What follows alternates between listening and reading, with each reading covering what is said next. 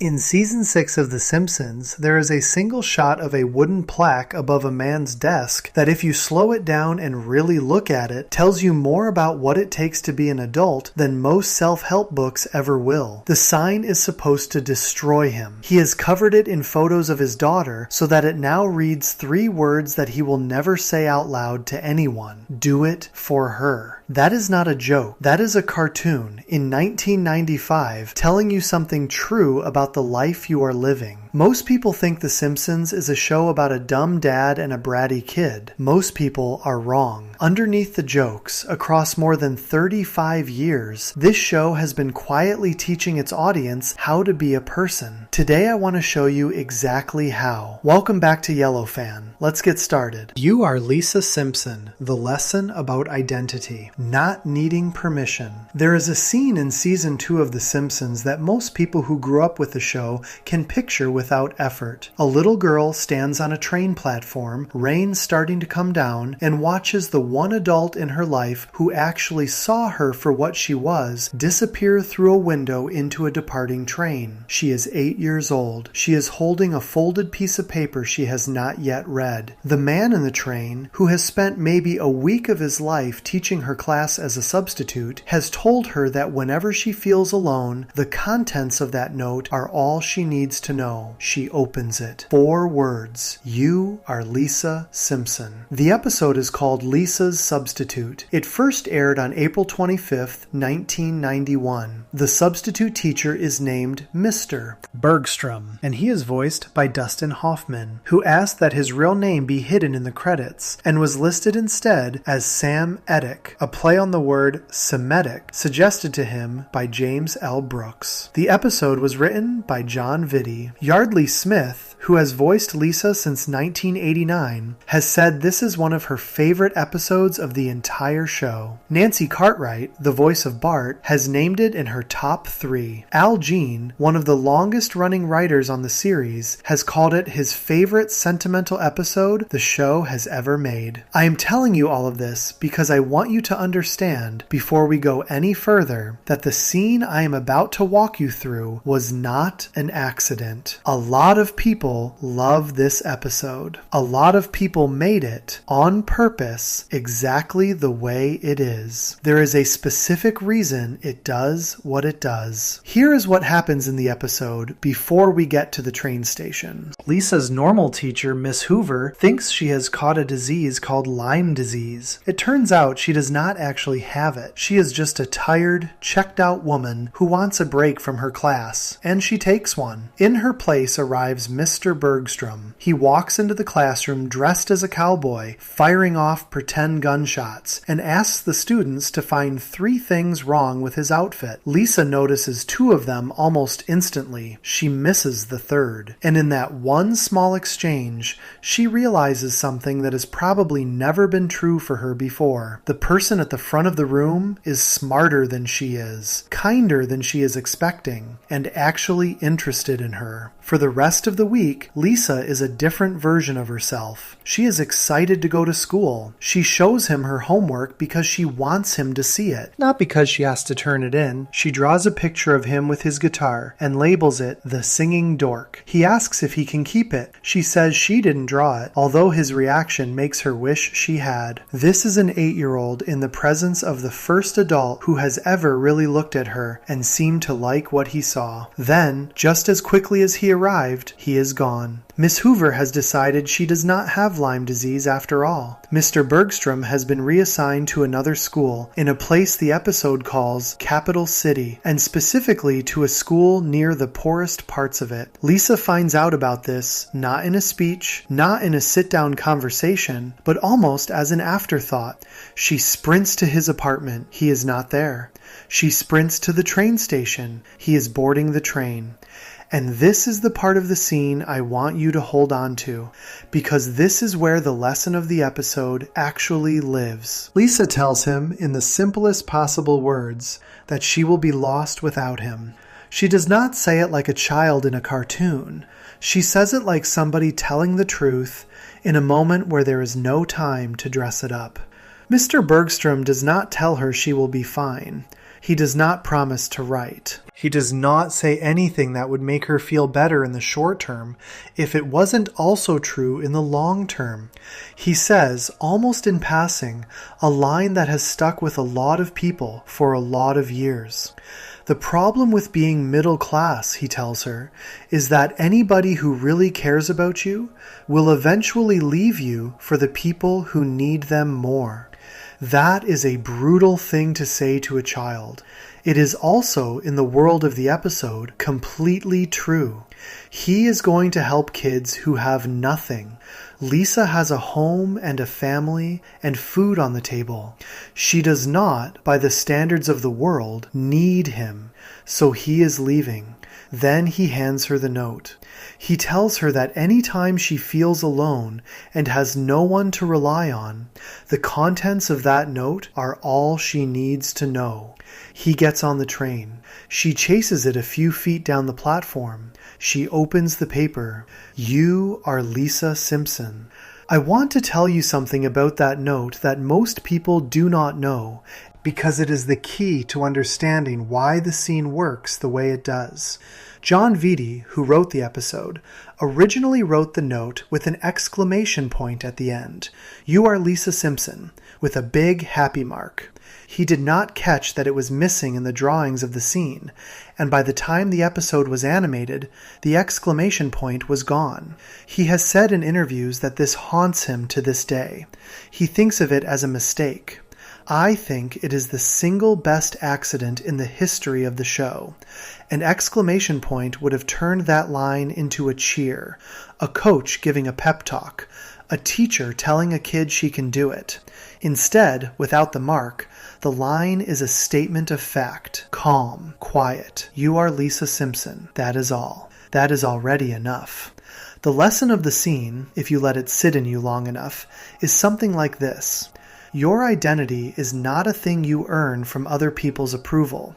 It is not something handed to you when you hit certain grades, or make certain friends, or get a certain job, or marry a certain person. You are already you. That does not depend on whether your father understands you. It does not depend on whether your teacher notices you. It does not depend on whether the inspirational adult in your life stays or leaves. You are already the thing you are trying to become. The reason the note works, and the reason people still cry at it 30 plus years after it first aired, is that most of us have spent most of our lives waiting for someone to say something like this to us, and believing we need them to say it before it becomes true. The note is telling Lisa, and by extension us, that we had it wrong. The permission was never coming from outside. It was always our own to give. Here is the part of the episode that gets talked about less and that I think matters just as much. Before Lisa goes to the train station, Homer finds her upstairs crying. He does not know what to say. He has a music box with him. He opens it. The song plays. Lisa looks at him with absolute disappointment and calls him a baboon multiple times. Marge has to come in and tell Homer, in one of the kindest sentences Marge has ever spoken in the history of the show, that he is not allowed to have hurt feelings right now because there is a little girl upstairs who needs him, and no little girl can be happy unless she has faith in her father. Homer goes back up. He does not try to be smart. He does not try to be Mr. Bergstrom. He sits on the edge of Lisa's bed and tells her, in his own words, that he loves her, that he thinks she's great, that when he looks at her, he sees somebody he is proud of. It is one of the most honest things he has ever said in the show. And Lisa, who has just had her heart cracked open by a man on a train, lets her actual father back into her life. The episode is doing something very careful there. It is telling you that inspiration is often temporary. The teacher who changed your life moves on. The mentor who saw you clearly gets reassigned. The adult who made you feel like the smartest person in the room is someone who, by the nature of their job or their life, life will eventually stop being in your room. And when that happens, you have two choices. You can grieve them forever and believe that everybody else in your life is not enough, or you can take what they gave you and carry it into the rooms they are no longer in. Lisa does the second one. She goes home. She lets Homer be Homer. She reads the note whenever she needs to. In a much later episode, when Lisa is upset that Maggie seems smarter than her, Marge tries to write her a new version of the same note. Lisa looks at it and says in the saddest possible voice, "I already have one of those." That is the whole lesson of the episode right there. The note is not a thing you get more than once. The first time somebody hands you that kind of truth, if you take it in, it belongs to you forever. You do not need a new one every time your life gets hard. You need to remember the one you already have. And this is where the lesson starts to travel beyond the show. There is a reason this scene keeps getting pointed to by people who do not normally cry at cartoons. Most of us spent our childhoods waiting for a Mr. Bergstrom. Some of us got one. Some of us didn't. Some of us got one and lost them and spent years trying to get another. But the quiet, almost flat delivery of that note is the show saying, very gently, that the waiting was a mistake. You were a full person before the teacher showed up. You will be a full person after they leave. What they did, if they were any good, was not create you. It was show you that you already existed. If you are somebody who has spent a long time looking for the adult, the boss, the partner, the friend, the parent, the voice on the other end of the phone, who is finally going to say the thing that makes you real, this episode is telling you to stop. Not because those people do not matter. They do. Mr. Bergstrom mattered. But the thing you were hoping they would give you was already inside you. The note is not the teacher's gift to Lisa. The note is Lisa admitting to herself what she already knew, but had not yet let herself trust. That is a hard idea for a cartoon to sell in under 22 minutes. The reason this one does it is that it never tries to tell you. It shows you a little girl on a platform in the rain, reading 4 words, and walking home to the father she had been so disappointed in an hour earlier. She does not give a speech about what she has learned. She just goes home. The show trusts you to work it out. I want to close this section on a small thing that I think gets missed. When Mr. Bergstrom tells Lisa the line about the middle class, about how anybody who really cares will leave for those who need it more, most people hear that as a sad line. I do not think it is. I think it is the most loving thing he says to her in the whole episode. He is telling her in advance that his leaving is not about her. He is telling her that the world is bigger than her classroom. He is telling her that other kids need him too, and that caring about other kids is not the same as not caring about her. He is, without making a big deal of it, handing her a framework for the rest of her life. People will come, people will go. Their leaving will not be proof that they did not love you. The note stays. A lot of the rest of the show, a lot of the rest of Lisa's character across 30 plus years of television, grows out of that moment. She becomes a vegetarian. She keeps being the smartest person in her family. She has friendships that fall apart and interests nobody around her shares, and opinions nobody else in Springfield will agree with. And through all of it, even when the show itself has changed and lost some of its old magic, she does not stop being Lisa Simpson. The note, in a way, did its job. Before we move on, if you're enjoying this analysis, please consider subscribing. It helps the channel tremendously.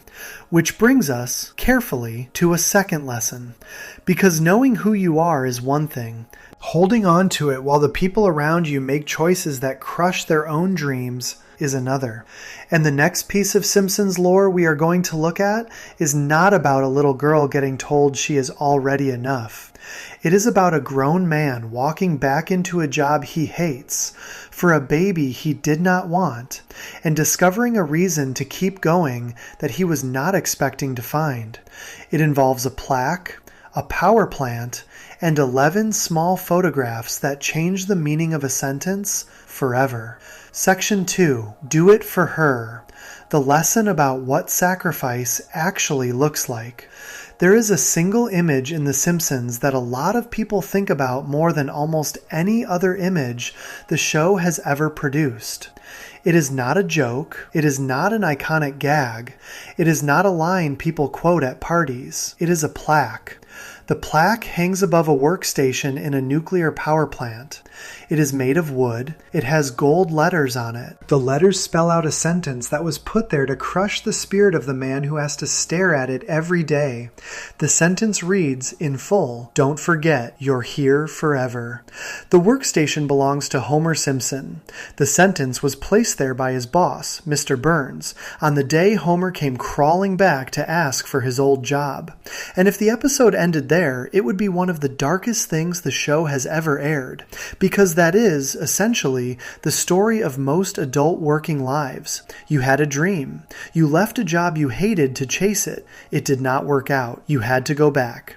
And now the person who owns your paycheck has put a sign above your head reminding you, every single shift, that you will not be getting out. But the episode does not end there. The episode ends on the same plaque, at the same workstation, months later. The camera pans across it slowly, and something has changed. Someone has carefully, quietly, taped 11 small photographs of a baby girl onto the sign.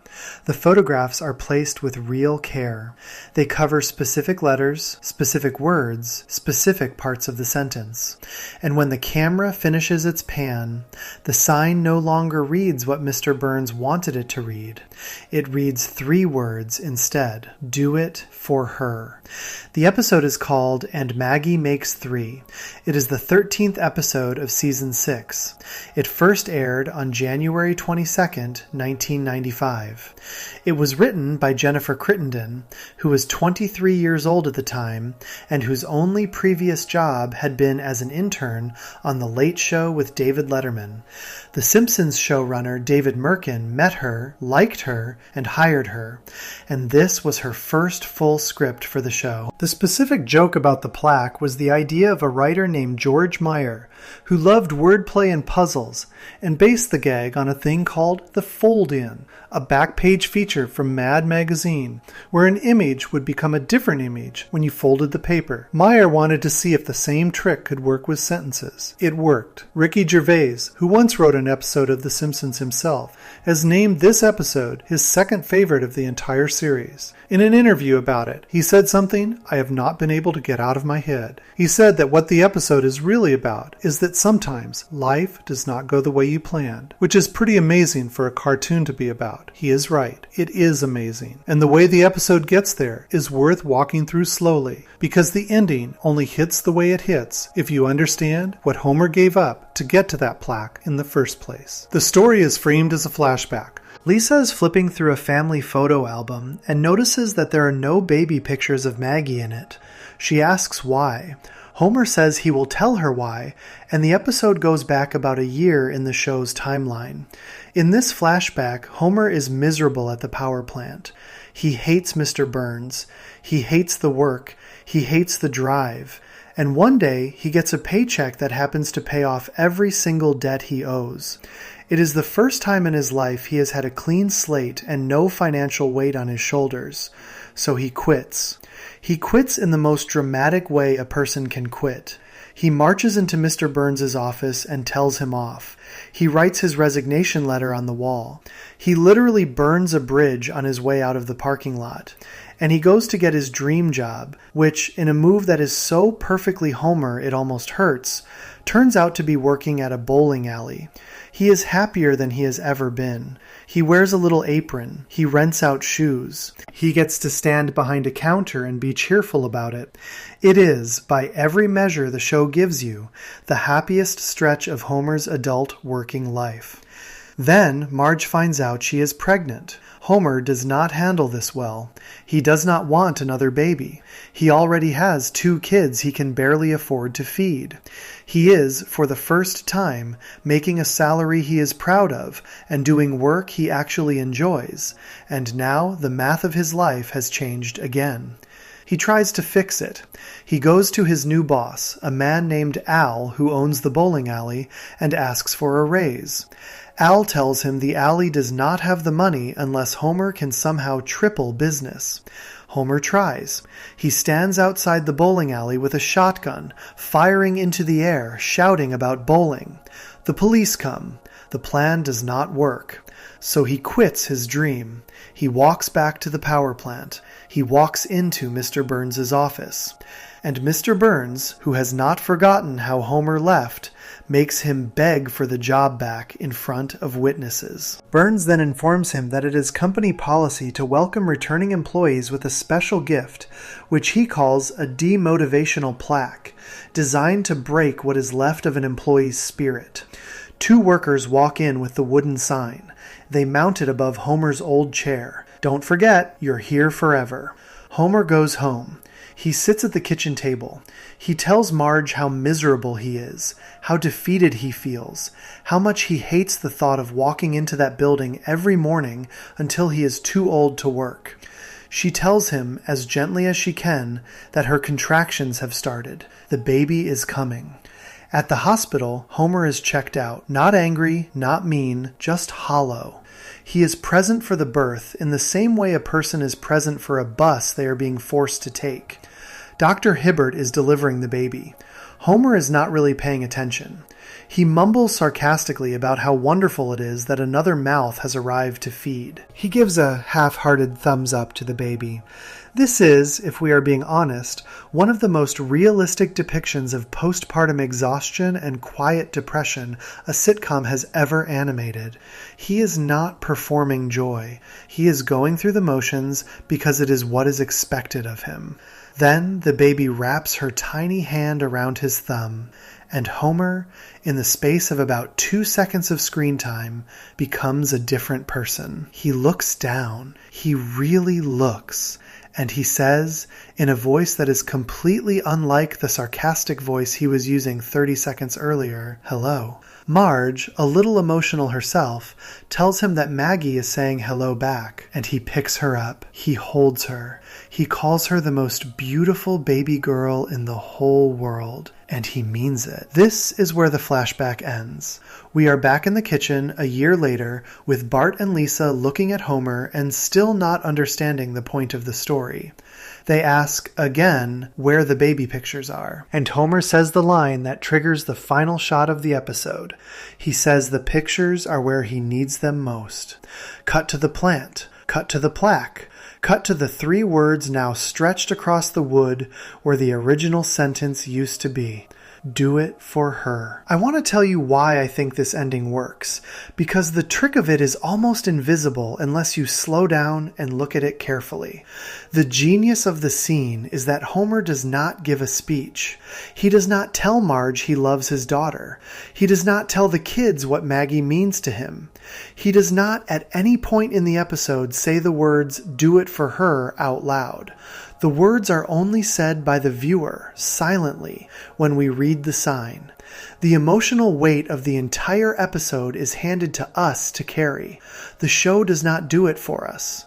And the reason that matters is that the lesson of the episode becomes something you have to assemble in your own head, which means you own it by the time the credits roll. Here is what the lesson actually is, as cleanly as I can say it. Sacrifice is not a speech. Sacrifice is not a story you tell at a party about how much you gave up for your family. Sacrifice is not a line in a card on Father's Day. Sacrifice is the very small, very quiet act of walking into a room that has crushed every dream you ever had, looking at the sign that was specifically designed to remind you of what you lost, and choosing, silently, to turn it into a reason to keep going. Nobody sees Homer do this. Mr. Burns does not see it. Marge does not see it. The audience only sees it because the camera is the one that finds it. And Homer does not brag about it because the whole point is that sacrifice stops meaning anything the moment you make a show out of it. There is a second lesson inside that one, and I think it is the harder one. The lesson is that some dreams die. Homer's dream of working at the bowling alley was real. He was good at it. He was happy. And he had to give it up.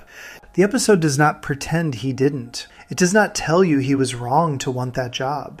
It does not tell you the power plant was secretly the better choice all along. It just tells you that life, sometimes, forces you to pick between two things you want, and the one that wins is the one that wins, and the loss of the other one is a real loss that you will carry for the rest of your life. What the plaque does in that last shot is show you what it takes to keep going after that kind of loss. You do not pretend the loss did not happen. You do not lie to yourself about what you gave up. You do not paper over the original sentence and write a new one on top. You leave the original sentence there. You can still read it if you squint. You're here forever. That is still true. The plant is still the plant. The job is still the job. But you add something to it. You give the forever a reason. You cover the part of the sentence that would destroy you with the faces of the people who are the reason you are choosing every morning to come back. That is a thing adults have to learn that children do not know yet. The dream you had at 25 is not always the life you end up with at 35. The thing you were going to do with your one wild life sometimes gets interrupted by a kid, a family member who needs care, a medical bill, a layoff, a country that no longer lets you be who you thought you were going to be. You do not get to choose whether life does that to you. You only get to choose how you respond when it does. Homer's response in that final shot is the most mature thing the character ever does on the show. He does not run. He does not pretend the plant is a good job. He does not lecture Bart and Lisa about responsibility. He just hangs 11 pictures in exactly the right places on a piece of wood so that every time he clocks in, he is reminded not of what he lost, but of what he got in return for losing it. There is a reason this scene keeps coming up in therapy sessions, in graduation speeches, in writing about parenthood, in conversations about burnout. It is because it names, in 3 words and 1 shot, a thing that most of us will eventually have to name for ourselves. At some point in adulthood, the forever starts to feel real. The job you thought was temporary becomes the job. The apartment you thought was a stepping stone becomes the apartment. The version of your life you thought you were working toward starts to look a little more like the version of your life you are actually living. And when that moment hits, you need a reason. You need a face. You need an answer to the question of why you are still showing up. The Simpsons in 1995 answered that question in a single pan of a camera. For Homer, the answer is Maggie. For you, the answer might be different, but the lesson is the same. The forever does not go away. You just make sure the forever is pointing at something worth pointing at. There is one more thing I want to say before we move on, and it is about Homer himself. A lot of people watch The Simpsons and see Homer as lazy, as selfish, as a bad father who stumbles into being a decent one by accident. This episode is the best counter-argument the show has ever made against that reading, because the Homer in that final shot is not a man who has stumbled into anything. He has made a choice, a quiet one, a small one nobody will ever thank him for, and he has made it every single shift for years by the time Lisa asks where the baby pictures are. That is a kind of love that does not look like love from the outside. It looks like a tired man sitting in a chair at a job he hates. But if you know where to look, if you know what the pictures are doing, you can see it. That is the whole lesson. The most important acts of love in a life are almost never the dramatic ones. They are the small, repeated, private ones that nobody is keeping score of except the person doing them. Before we move on, if you're enjoying this analysis, please consider subscribing. It helps the channel tremendously. And speaking of things that happen inside a person that nobody can see from the outside, the next piece of Simpsons lore I want to walk through is about a little girl who wakes up one morning feeling sad for no reason at all, and the mother who almost teaches her to hide it, and the one conversation in a car that breaks a chain of bad advice, stretching back generations.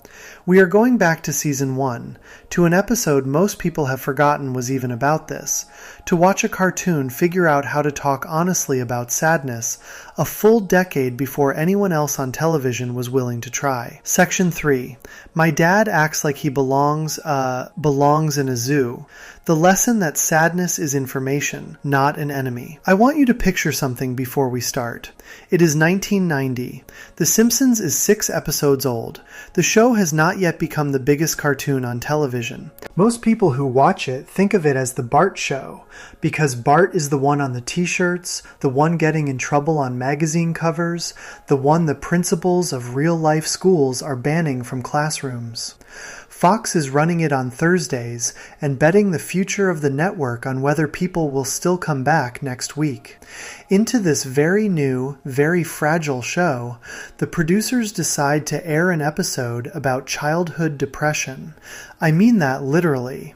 The episode is about a little girl who wakes up one morning feeling sad for no reason she can explain and cannot shake it for the rest of the day, and is told by the adults around her to smile and cheer up and push it down, and slowly discovers that none of those things are going to work. The episode is called Moaning Lisa. It first aired on February 11th, 1990.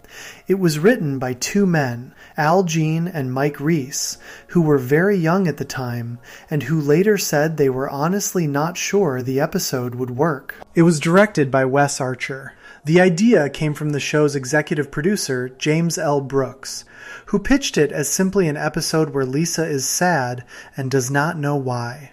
A cartoon about an 8-year-old with depression in 1990 on a show that most viewers thought was a comedy about a naughty boy. That is what we are watching. And I want you to understand how unusual that was, because it is easy to forget now. Nobody else on television in 1990 was trying to have this conversation with children. Nobody was admitting that kids can feel this way, and the adults in their lives are often the worst equipped people on earth to help them through it.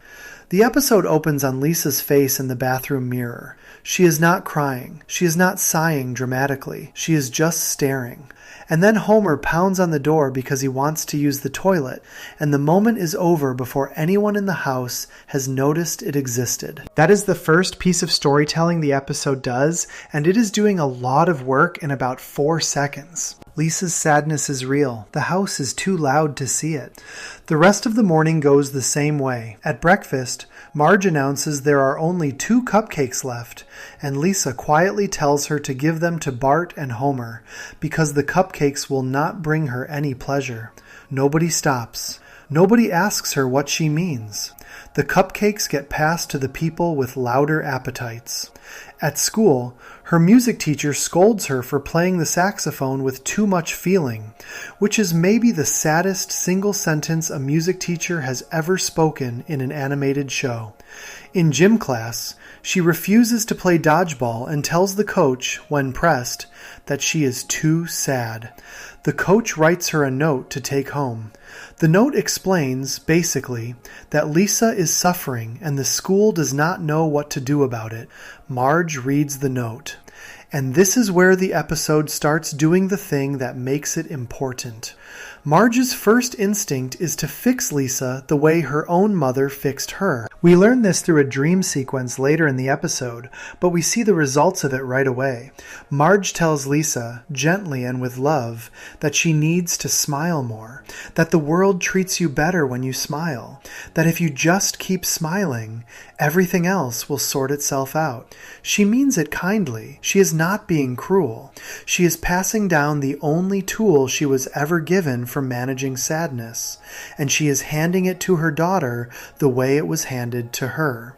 Later that night, Marge has a dream. We see her as a little girl, about Lisa's age, in a pretty dress, about to go outside and play. And her own mother, voiced in a flashback, leans down and tells her to make sure she smiles. The same advice, the same moment, The same generation doing the same thing one step earlier. Marge, as a child, absorbs the instruction. She goes outside smiling, whether or not she feels like smiling, and she has been doing it ever since. This is the chain the episode is about breaking. Lisa, meanwhile, has heard music coming from somewhere in the distance. She sneaks out of the house at night and follows it to a bridge where a man is playing a saxophone under a streetlight. He introduces himself as Bleeding Gums Murphy. He is tall. He wears sunglasses at night. He plays jazz. He is voiced by an actor named Ron Taylor, and his character design was loosely based on a real-life jazz musician named Blind Lemon Jefferson. He tells Lisa, when she asks why he is called Bleeding Gums, that he has never been to the dentist, and that he has enough pain in his life as it is. It is a joke. It is also a thesis statement for the whole character. Lisa tells him she is feeling sad. He does not tell her to cheer up. He does not ask what is wrong. He tells her she has the blues, and he teaches her how to play them on her saxophone. And then he says a line that I think is one of the best lines the show has ever written about sadness. He tells her that the blues are not about feeling better. The blues are about making other people feel worse. That sounds at first like a joke, but it is not really. What he is telling her is that when you are sad, the point is not to pretend you are not. The point is to take the sadness and put it somewhere.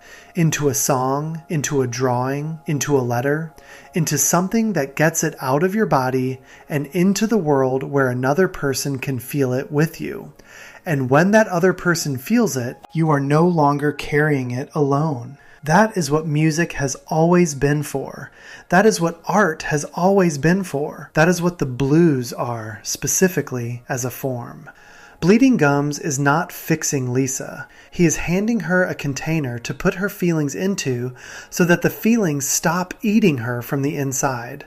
Marge finds them eventually. She shows up on the bridge, worried, and pulls Lisa away. She tells Bleeding Gums, politely, that she just fears the unfamiliar. She is not being malicious. She is being a mom. A strange man on a bridge at night with her 8-year-old daughter is, fairly, not her ideal situation. But the show is doing something clever in that moment. It is showing us that Marge's protective instinct is the same instinct that has been telling her to suppress her own sadness for her entire life. Fear of the unfamiliar includes fear of the feelings she does not have a playbook for. The next morning, Marge drives Lisa to school, and she does the thing she was raised to do. She tells Lisa, one more time, to just smile. Lisa, obedient, smiles. It is a fake smile. You can tell on her face. Marge watches her daughter walk away, still smiling that empty smile, and sees a few other kids ignore her, push past her, refuse to engage with her, and something in Marge, on screen, clicks. She pulls the car over. She brings Lisa back in, and she says, out loud, in words, what I think is the most quietly important sentence any parent has said on this show. She apologizes. She tells Lisa she was wrong. She tells her that if she is sad, she should be sad. That if she is angry, she should be angry. That she should let the feelings come. And that when she does, her family will be there for her. In that one moment, on a random Tuesday morning in a parked car, a generational cycle of emotional suppression ends. Marge's mother taught Marge to hide. Marge almost taught Lisa to hide. And then Marge, on her own, with no therapist, no self-help book, no instruction manual, realized she was about to pass down the wrong tool, and she stopped. And she handed her daughter a different one. The episode ends with the whole Simpson family going to the jazz club where Bleeding Gums plays. Lisa has written a blues song of her own. He performs it. The lyrics include a line about how her dad, Homer, acts like he belongs in a zoo. Homer is in the audience, eating a plate of food, hearing this, and he is visibly offended for about a half second before the music pulls him back in. The show is making a small, smart joke. Lisa has taken her feelings and put them into music. The people she is singing about are in the room, and the world has not ended. Homer is not crushed.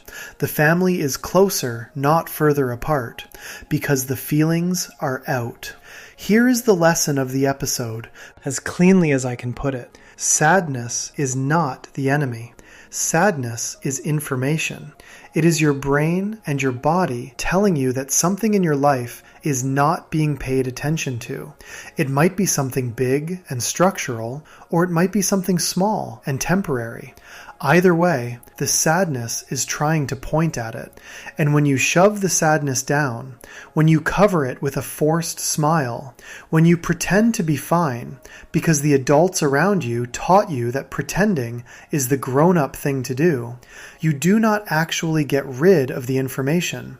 You just get rid of your ability to read it. The only way out is through. You have to let the feeling exist. You have to give it a shape. You have to sing the blues about it, or write the letter about it, or tell the friend about it, or cry in the car about it, or paint the painting about it. The feeling needs a body to leave your body through. That is what Bleeding Gums teaches Lisa on the bridge, and it is what Marge, stumbling, figures out in the car the next morning. And this matters for two reasons. It matters for the child because the child learns that feelings are allowed to exist. It matters for the parent because the parent is the one who decides in 1,000 small moments whether their child grows up believing that being human is okay or believing that being human is something to be ashamed of. I want to point out how carefully the episode avoids fixing anything. Lisa is still sad at the end of the episode. Nobody cures her. Nobody tells her why she feels this way.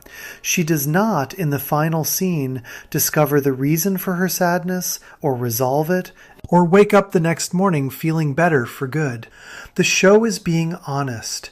Sometimes you are sad, and there is no tidy reason, and the sadness does not go away on a schedule. What the episode gives her is not a cure, it is permission. Permission to feel it, permission to express it, permission to not pretend. That is the whole gift. There is one more thing worth saying about this episode, and it is about how far ahead of its time it was. The Simpsons is often remembered for its predictions about politics, about technology, about culture.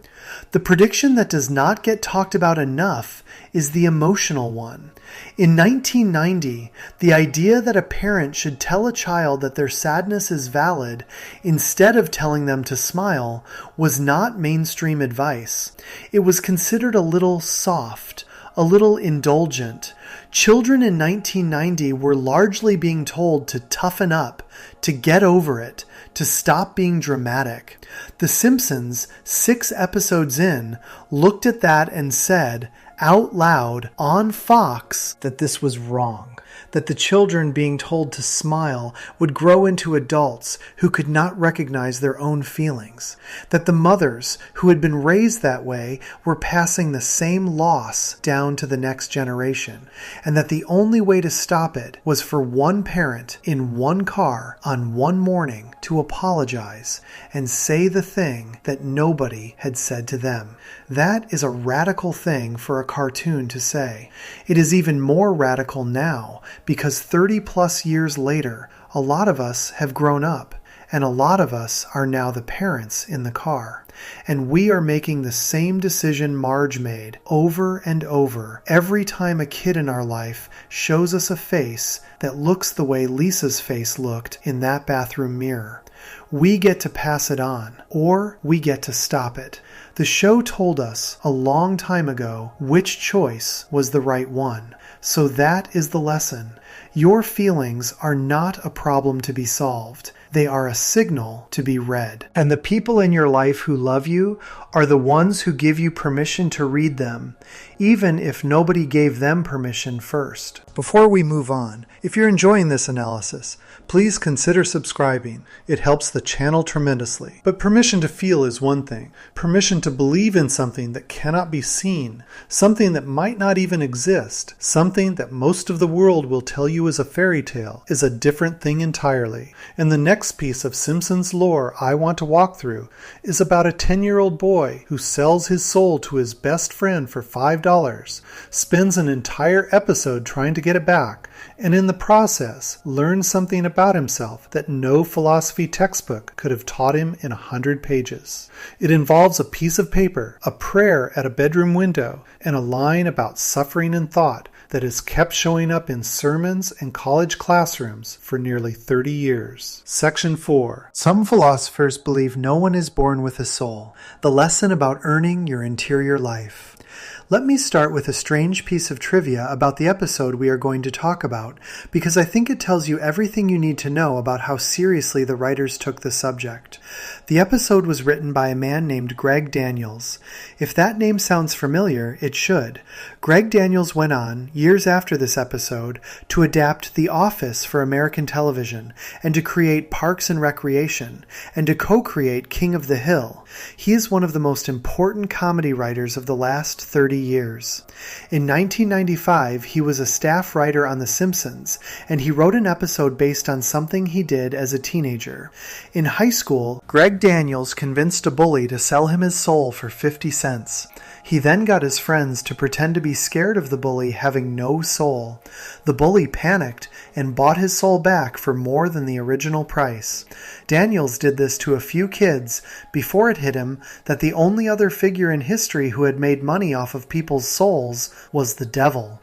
This apparently scared him enough that he stopped doing it. Years later, he took that memory, handed it to a 10-year-old cartoon character, and turned it into one of the most philosophical episodes of a sitcom ever made. The episode is called Bart Sells His Soul. It is the 4th episode of Season 7. It first aired on October 8th, 1995. It was directed by Wesley Archer. And while a lot of people remember it as a funny episode, which it is, the reason it has stuck in people's minds for 30 years is that it asks one of the hardest questions a person can ask. What is a soul? And if you could remove yours, would anyone notice? Would you? The episode starts at church. Bart, on a Sunday morning, has switched out the hymn papers. When the congregation opens their books to sing, they discover that the song they are about to perform is actually a 1968 rock song called In-A-Gadda-Da-Vida, which Bart has relabeled as an old hymn called In the Garden of Eden by a made-up composer he has named Iron Butterfly. Reverend Lovejoy does not notice for a shockingly long time. The song is 17 minutes long. By the time the church organist collapses from exhaustion, Lovejoy has finally figured it out, and he drags the children into his office for punishment. In the office, Milhouse rats Bart out. Bart is assigned to clean the church organ pipes as punishment. When they leave, Bart is furious with Milhouse. Milhouse defends himself by saying he was scared. He tells Bart that he was scared of crows pecking at his soul forever in the afterlife.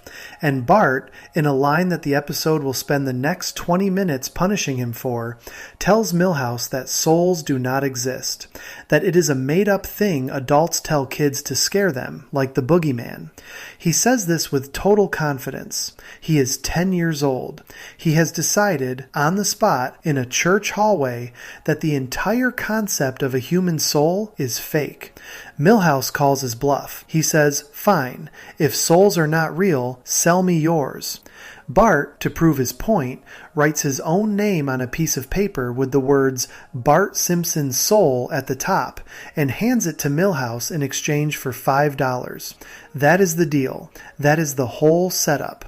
A piece of paper, $5. A prank, essentially, done to win an argument. And then the episode starts to get strange.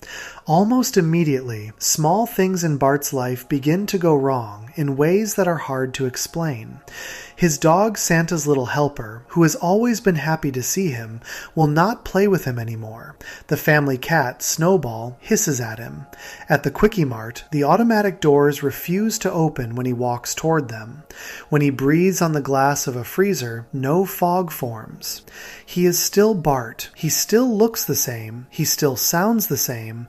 But the world, in tiny, quiet ways, is no longer reacting to him the way it used to. The biggest and most specific of these changes is that he can no longer laugh at things. He watches an episode of Itchy and Scratchy, his favorite cartoon, and he understands that it is funny. He can see why it would make someone laugh, but no laugh comes out of him. He tries to force one, and nothing happens. Lisa, watching all of this with a growing sense of alarm, quotes a real line from a real Chilean poet named Pablo Neruda. She tells Bart that laughter is the language of the soul. Bart, in a joke that has become famous among fans of the show, responds by saying that he is familiar with the works of Pablo Neruda. The joke works because nobody in the audience expects a 10-year-old cartoon boy to have read Neruda. But the joke also hides something real. The episode is actually taking Neruda's line seriously. It is building its whole world around the idea that when you remove the soul, you remove the laughter. And when you remove the laughter, you have removed something about the person that cannot be named but can be missed. Bart starts to panic. He tries to get the paper back. Milhouse has traded it for cards to Comic Book Guy. Comic Book Guy has already sold it to someone else. Bart spends the rest of the episode trying to track down his own soul, which is now moving from hand to hand across Springfield like a piece of stolen property. And here is where I want to slow down, because this is the part that makes the episode what it is.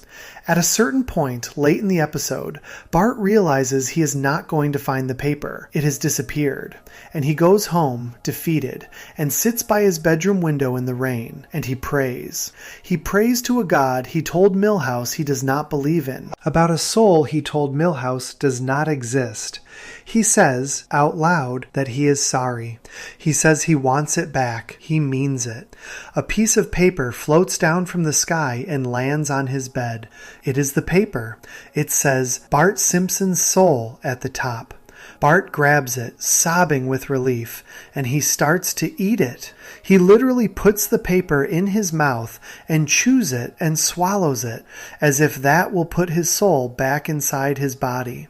Lisa walks in. She tells him, gently, that she was the one who bought the paper back for him. She tracked it down. She paid for it. She dropped it outside his window while he was praying. And then she says a line that I want to type out exactly, because it is the line that turns the whole episode from a joke into a lesson. She tells Bart that some philosophers believe that no one is born with a soul, that you have to earn one through suffering and thought and prayer, the way he did last night. Bart, who is still chewing, does not really listen. He is too busy getting his soul back down his throat. Lisa sighs. The episode ends, and most viewers on a first watch move on. But if you actually stop on that line, if you let it sit for a minute, it is a thesis statement hiding inside a punchline. It is the show telling you, quietly, that the question the episode has been asking for 22 minutes has an answer, and the answer is not the one you were expecting. Here is the lesson. And I want to be careful, because this is the most philosophical one we are going to cover in this whole video, and I want to say it in plain words. Your interior life, the thing that makes you a real person and not just a body walking around, is not issued to you at birth. It is not downloaded into you the day you are born. It is not a permanent setting that comes installed on the hardware. It is something you build slowly over the course of your life, through the things you go through, the things you think about, and the things you stop and admit to yourself in quiet moments when no one is watching. That is what Lisa is saying. Nobody is born with a soul. You earn one. And you earn one specifically through suffering, through thought, and through prayer, which in this context does not have to mean religious prayer. Prayer, in the sense Lisa means it, is just the act of talking honestly to something bigger than yourself, whether that is God or the universe or your own better self, about what you have done and what you want to do differently. Bart, without meaning to, did all three of those things during the episode. He suffered. His dog would not look at him. His laugh stopped working. His world stopped feeling like his world. He thought. He spent days trying to understand what was wrong, why he felt empty, what the missing thing even was. And he prayed. Alone, in the rain, by a bedroom window, in a voice only he could hear. At the start of the episode, Bart had a soul in the bureaucratic sense. He had a piece of paper with his name on it. At the end of the episode, the paper has been returned to him, and he eats it, which is a joke about how little he has learned. But the real thing, the thing Lisa is pointing to, is not in the paper. It is in what Bart went through to get the paper back. He cried. He was scared. He admitted to himself and to a God he was not sure existed that he had been wrong. He wanted something he could not prove existed, and he wanted it so badly that he was willing to pray for it. And the moment he was willing to do that, the moment he was willing to suffer and think and pray, he became a kid with a soul. The paper was always a prop. The soul was the process. There is a part of the episode I want to come back to because it clarifies the lesson in a way nothing else in the episode does. Throughout the 22 minutes, Bart experiences all of the small things that go wrong when he does not have a soul. The automatic doors, the cat, the dog, the laughter.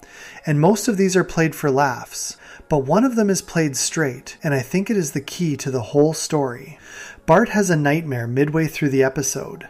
In the dream, every other child in Springfield is walking around with a second version of themselves, a ghostly twin that follows them everywhere. This is their soul.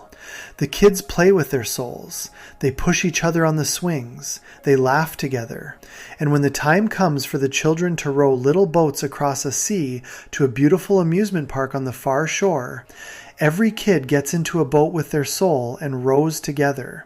2 sets of hands on each pair of oars. They get there easily. Bart gets into a boat alone. He does not have a second self. He cannot row fast enough. He is stuck in the middle of the sea while every other child reaches the shore, and he wakes up screaming. The image is doing something very specific. It is saying that a soul is the part of you that does the work alongside you. It is the second pair of hands in the boat of your own life. When it is there, things that are hard are still hard, but you are not doing them alone. When it is missing, you are in the boat by yourself, and the water is too wide. That is what Bart was missing during that episode, and that is what most of us at some point in our lives have been missing too. Not a literal soul in a religious sense, but a sense of our own interior life, a sense that there is someone inside of us who is on our side, who is paying attention, who knows what we care about, who will sit with us in the hard moments and help row. That sense does not come free. You build it. Through the things you go through, the things you think about, and the things you say honestly to yourself when no one else is listening. A lot of people watch this episode and assume the lesson is a religious one, that you should believe in souls, that Lisa is being serious and Bart was wrong. I do not think that is what the episode is doing. The show, throughout its run, has been pretty careful about not telling viewers what to believe about God. It is agnostic, on purpose, for most of its history.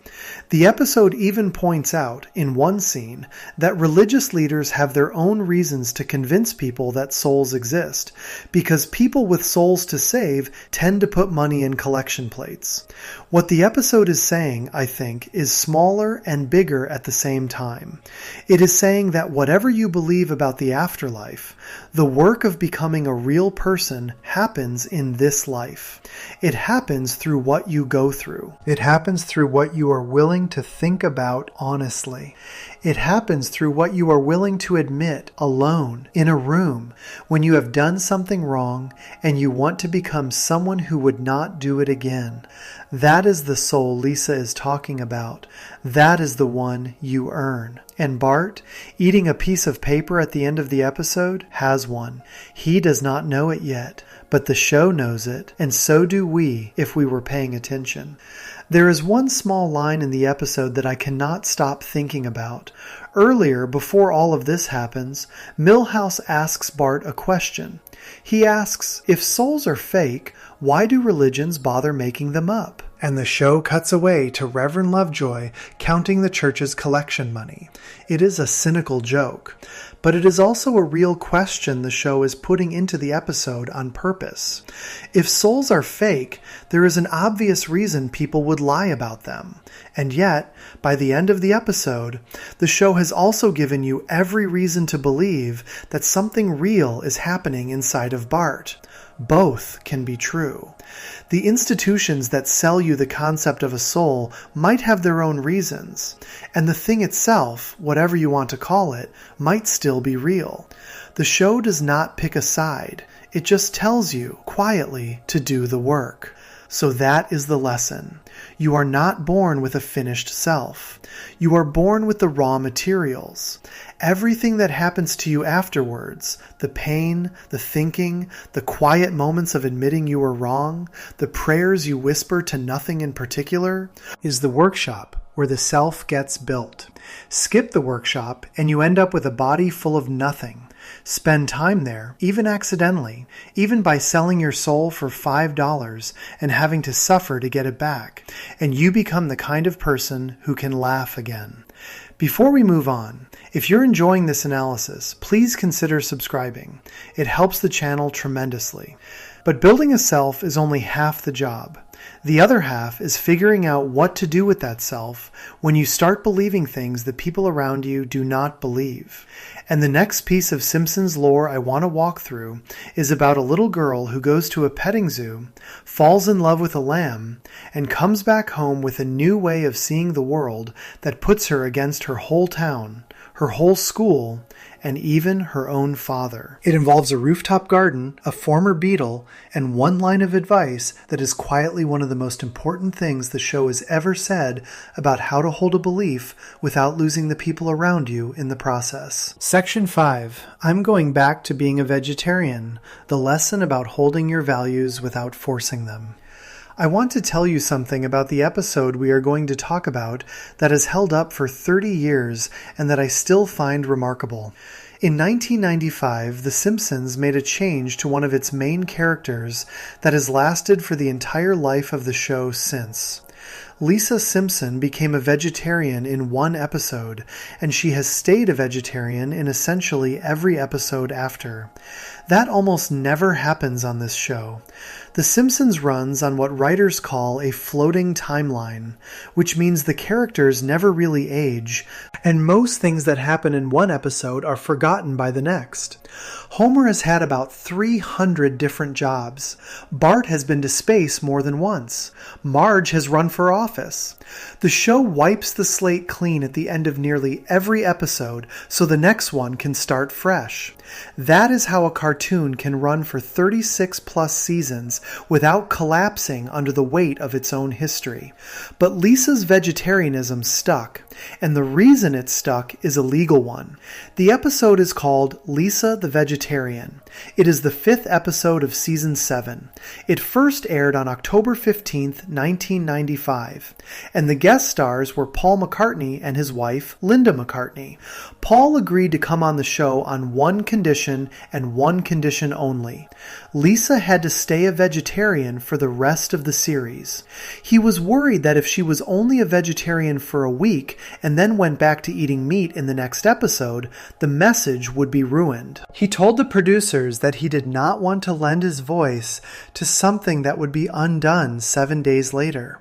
The showrunner at the time, a man named David Merkin, agreed, and to this day, almost every time Lisa is seen eating, the writers make sure there is no meat on her plate. There was one small exception in a more recent episode involving a Scottish dish, and the writers made sure Lisa immediately said she was going back to being a vegetarian. Paul McCartney effectively made a legal deal with a cartoon family that is held for 30 years. That piece of trivia is funny on its own, but it is also, I think, the key to understanding why this episode matters. A character trait that cannot be undone is a character trait the show is telling you to take seriously. And what it is taking seriously is not just the choice to stop eating meat. It is the lesson hidden inside the episode about how to hold on to a belief without destroying the relationships around you. Let me walk you through how the episode actually plays out, because the lesson is not where most people remember it being. The episode opens at a kids' amusement park called Storytown Village, which is a boring place designed for very small children. The Simpson family is visiting because Grandpa had a coupon. Lisa, who is 8, is bored out of her mind. She wanders off and finds the park's petting zoo. There is a small lamb in a pen. She crouches down next to it. The lamb looks up at her. She falls completely in love with it. That night, back home, Marge is making lamb chops for dinner. Lisa sees them on her plate. She puts it together. The lamb she met that morning and the lamb on her plate are, as far as her heart is concerned, the same animal. She refuses to eat it. And in that moment, without reading a book or attending a lecture or being convinced by anyone, an 8-year-old decides she will never eat meat again. That is the easy part. The decision is simple. What happens next is where the episode gets interesting, because what happens next is that the entire world around Lisa starts making fun of her. Bart mocks her. Homer refuses to take it seriously. Her classmates laugh at her. At school, the cafeteria plays a short propaganda film about the meat industry, which includes a cow saying, in a voiceover, that if a cow ever got the chance, he would eat you and everyone you care about. This is presented to children as fact. Nelson, the school bully, tells Lisa he is now going to stop being her friend, which, given that Nelson was never her friend, she does not mind much. But the feeling of being surrounded by people who think your quiet, private decision is a joke is a feeling the episode lets sit for a long time. And then, Homer announces that he is throwing a barbecue. The barbecue is the center of the episode.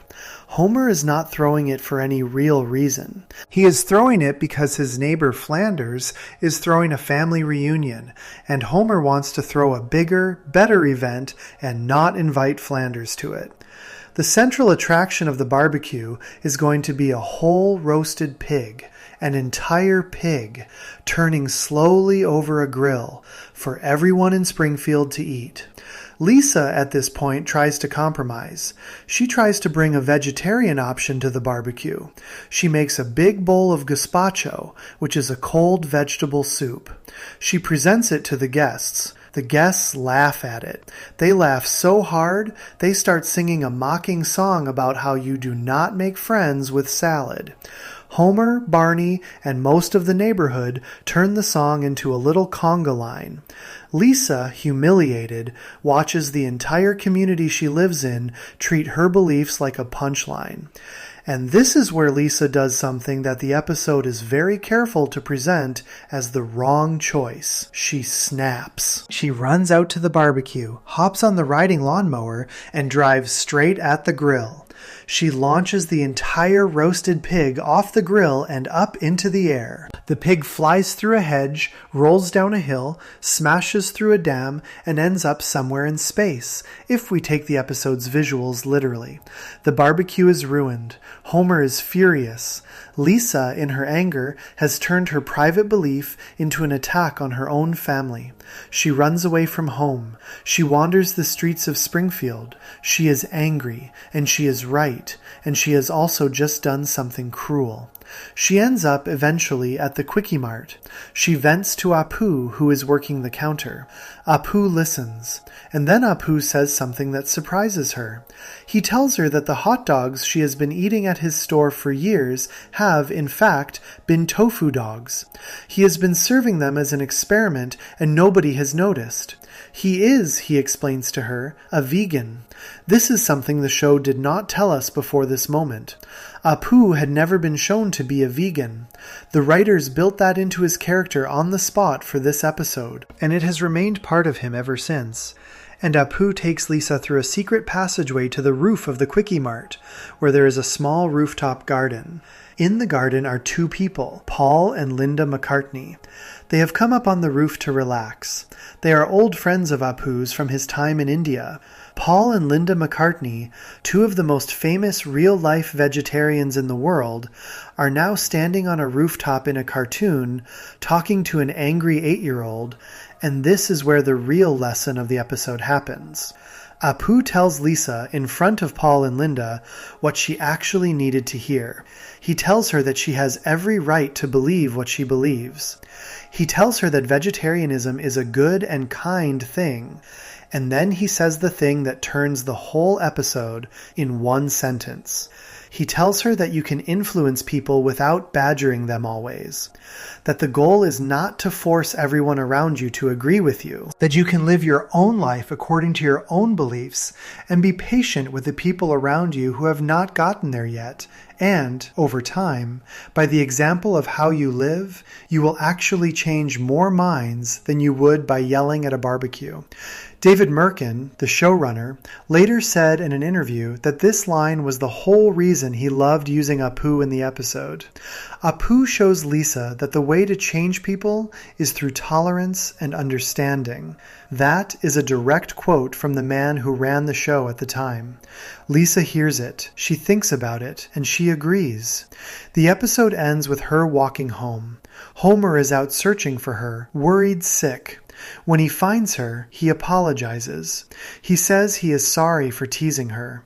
He admits that he and Bart went too far. He does not promise to stop eating meat. He just apologizes for mocking her for not eating it. And Lisa apologizes back for ruining the barbecue. She tells him she is going to stay a vegetarian. He tells her that is fine. He gives her a piggyback ride home. The piggyback joke is called, in the episode, a veggie-back ride, and she accepts it. That is the whole resolution. Lisa keeps her belief, Homer keeps his. They go home together. Now let me tell you what the lesson actually is, because this is the one I think most people get half right. Most people remember this episode as being about vegetarianism. It is not really. Vegetarianism is the vehicle. The episode is about something much broader, which is the question of how you hold on to a belief when everyone around you thinks the belief is silly. And the answer the episode gives, through Apu, is not the answer most people would expect. The answer is not to keep fighting. The answer is not to scream louder.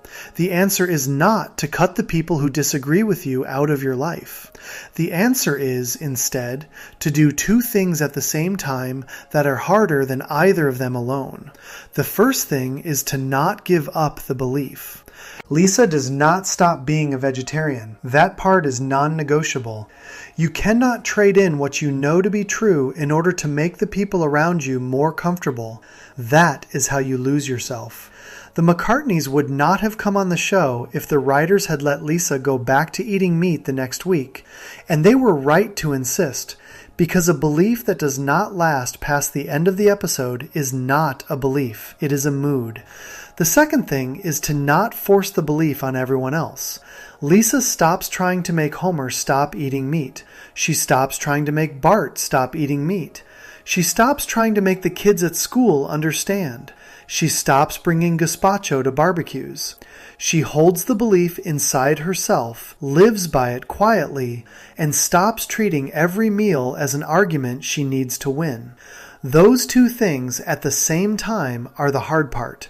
Most people, when they believe something strongly, collapse into one of two easier options. Some people abandon the belief entirely because it costs too much socially. Other people hold the belief so hard that they turn into a person nobody wants to sit next to at dinner. Both of those are failures. The first one is a failure of self. The second one is a failure of other people, because you have stopped treating them like humans and started treating them like projects. What Apu teaches Lisa, and what the show is teaching anyone watching, is that the third option is the only sustainable one. You keep the belief. You live it out. You do not apologize for having it.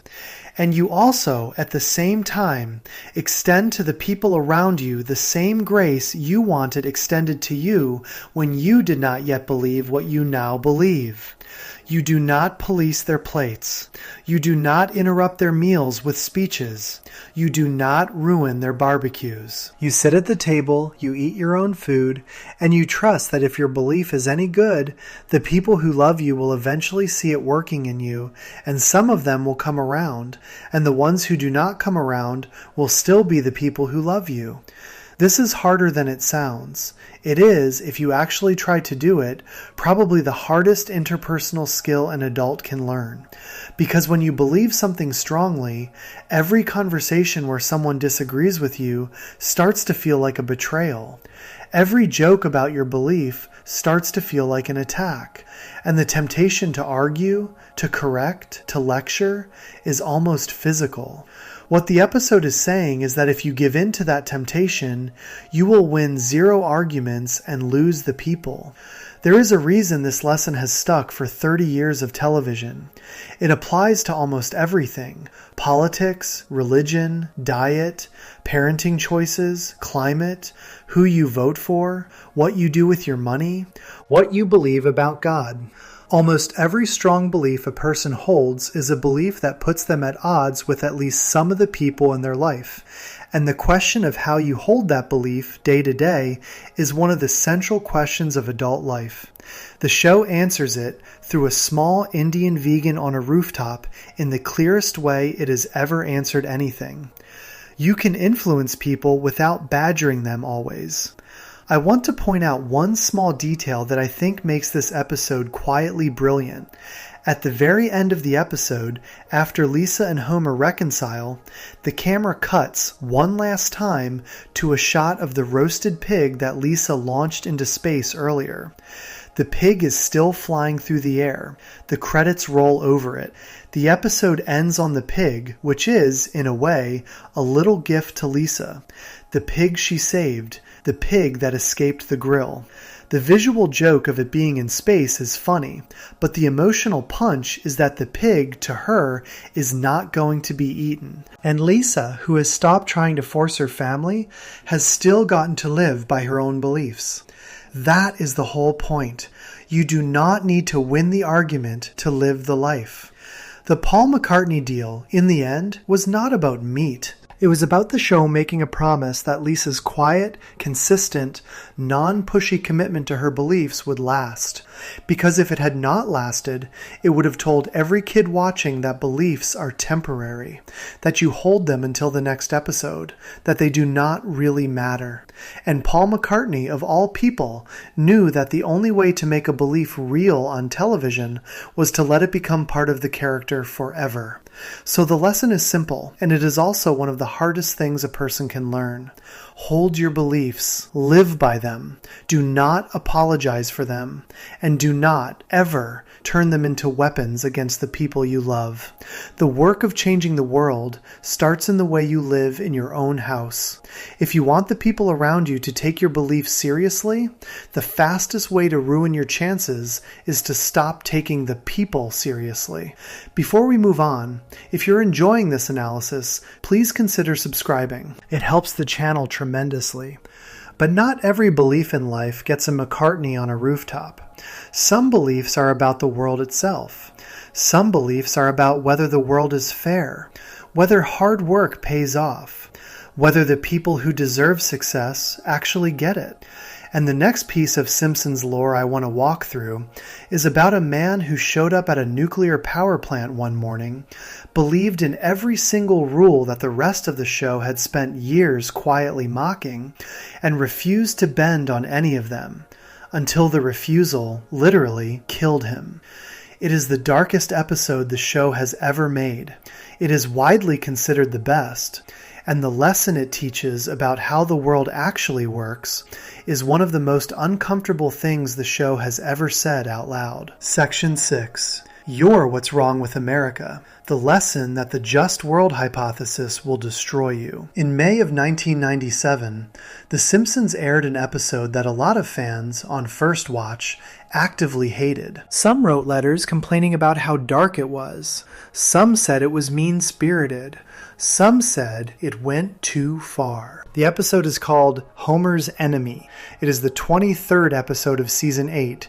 It aired on May 4th, 1997. It was written by a man named John Swartzwelder and directed by Jim Reardon, and the original idea came from one of the showrunners, Bill Oakley. Today, 28 years later, that same episode sits at a 9.3 out of 10 on IMDb, which is the highest rating any Simpsons episode has ever had from viewers. Not one of the highest, the highest. More than any Halloween special, any Lisa episode, any Homer Goes to Space episode. This one, the one people originally hated. That shift in how people feel about this episode, from anger to respect, is the whole point. It took the world a while to understand what the show was actually saying. And what the show was saying is one of the hardest things any sitcom has ever said to its audience about how life actually works. Let me walk you through it. The episode introduces a new character named Frank Grimes. Mr. Burns sees him on a local news story. Frank Grimes is the definition of a self-made man. He was abandoned by his parents at the age of 4. He never went to school. He worked as a delivery boy for most of his childhood. He earned his science degrees through correspondence courses, which means he mailed in his homework from wherever he happened to be living. He survived a silo explosion. He has no family, no savings, no help, no luck. What he has is a work ethic that has carried him in his mid-30s to a news story about how impressive he is. Mr. Burns sees it and hires him on the spot. Grimes shows up to the power plant expecting an executive job. Instead, Burns has already forgotten about him, and Grimes gets assigned to Sector 7G, where he is told to sit next to a man named Homer Simpson. The rest of the episode is 20 minutes of Frank Grimes watching Homer exist. Homer, over the course of one working week, does the following things in front of Grimes. He eats Grimes's lunch. He drinks a beaker of sulfuric acid, thinking it is water, and has no reaction. He is invited to the Simpson home and discovers that Homer owns a 2-story house, has a wife and 3 kids, has met multiple celebrities, has been to space, and has won several awards. Grimes, meanwhile, lives in a single-room apartment between 2 bowling alleys. He makes, he tells Homer at one point, what an average worker would make. He has nothing.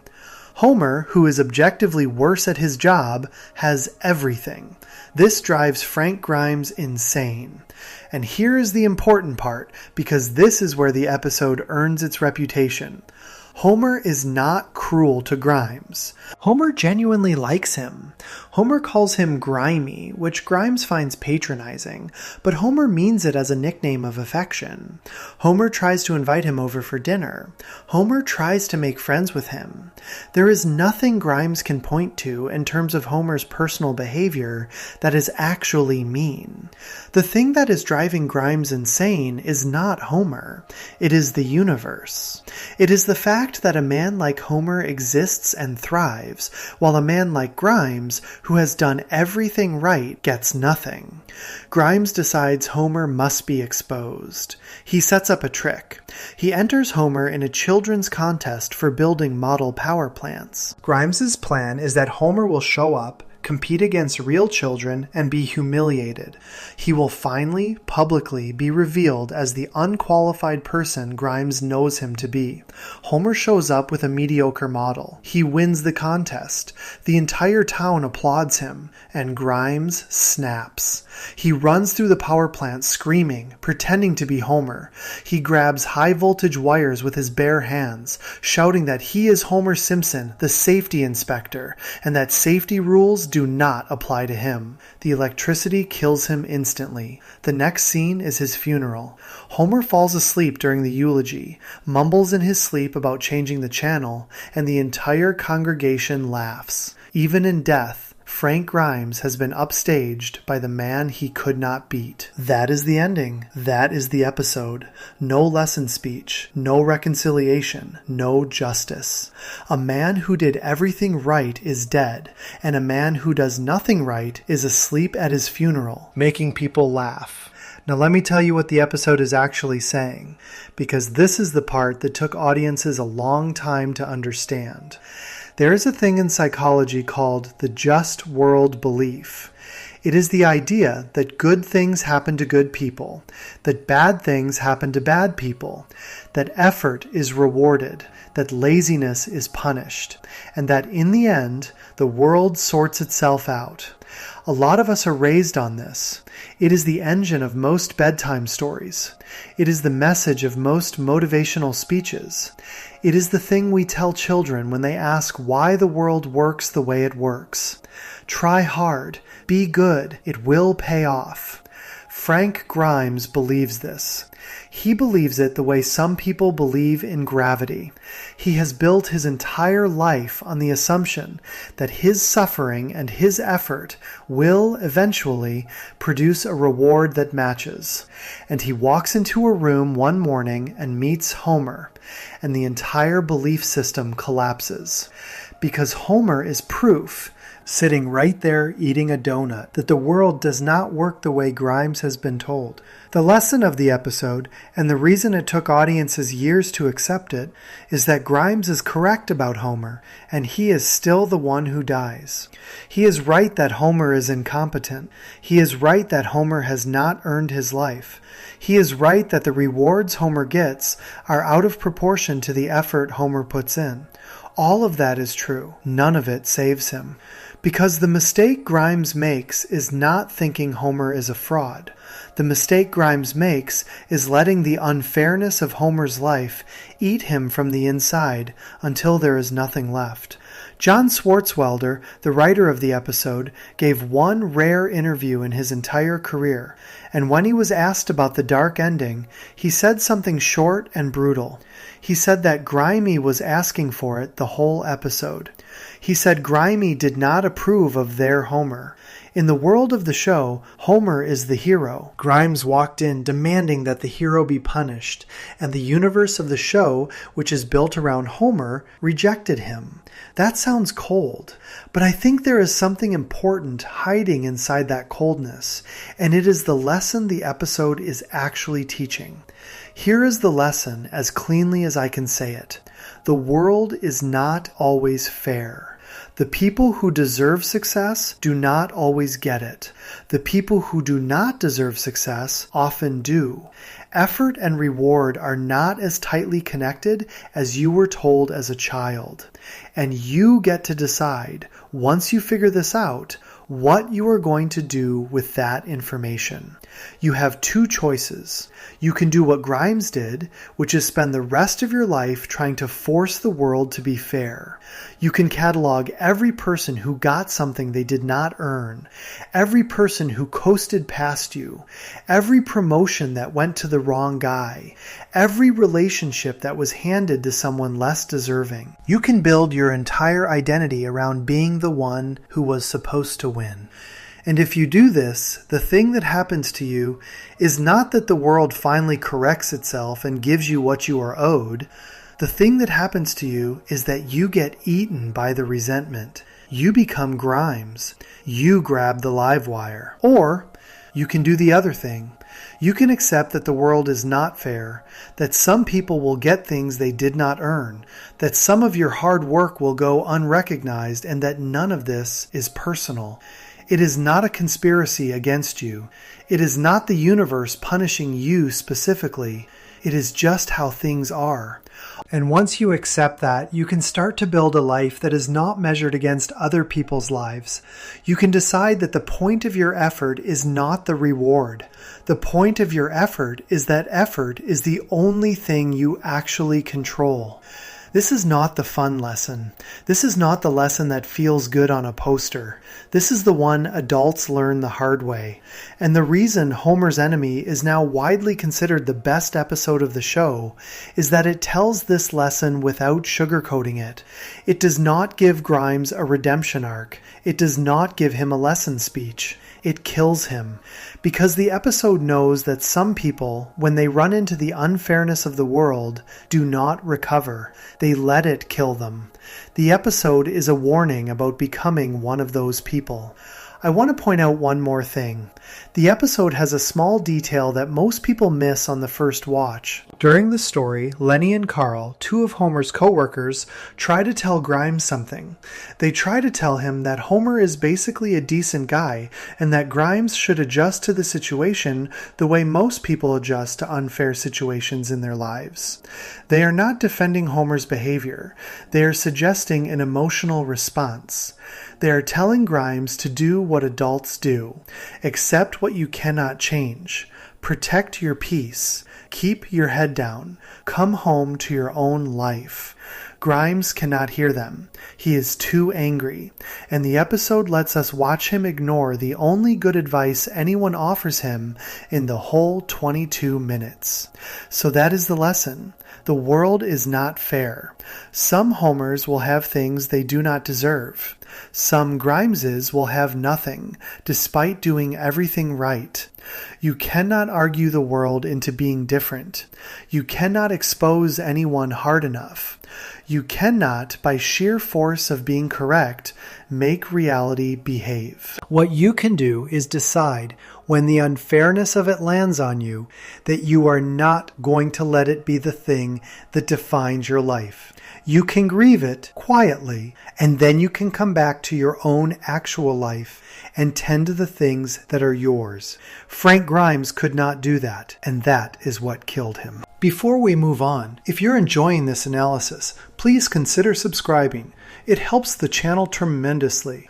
But the unfairness of the world is not the only thing that can destroy a life. Sometimes the damage comes from inside the family, from a small moment of bad judgment, from a choice made in the aisle of a discount store that fractures the most important relationship a child has ever had. And the next piece of Simpsons lore I want to walk through is about a 10-year-old boy who steals a video game for 5 seconds of excitement, spends an entire episode watching his own mother pull away from him, and has to figure out, through actions and not words, how to earn back the one form of love he had always assumed was free. Section 7. Mom, I'm really sorry. The lesson about damaging what you love most and what repair actually costs.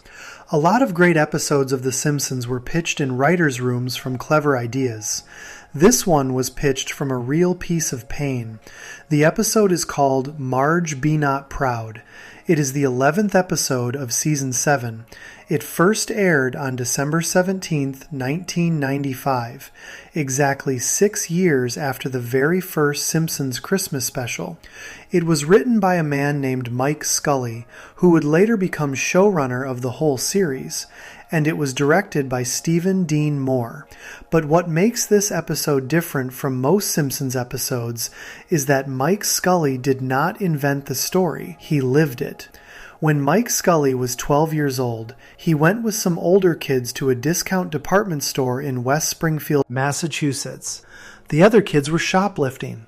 They pressured him to do it too. He did. He got caught. And he has said in interviews that it was one of the most traumatic moments of his entire life.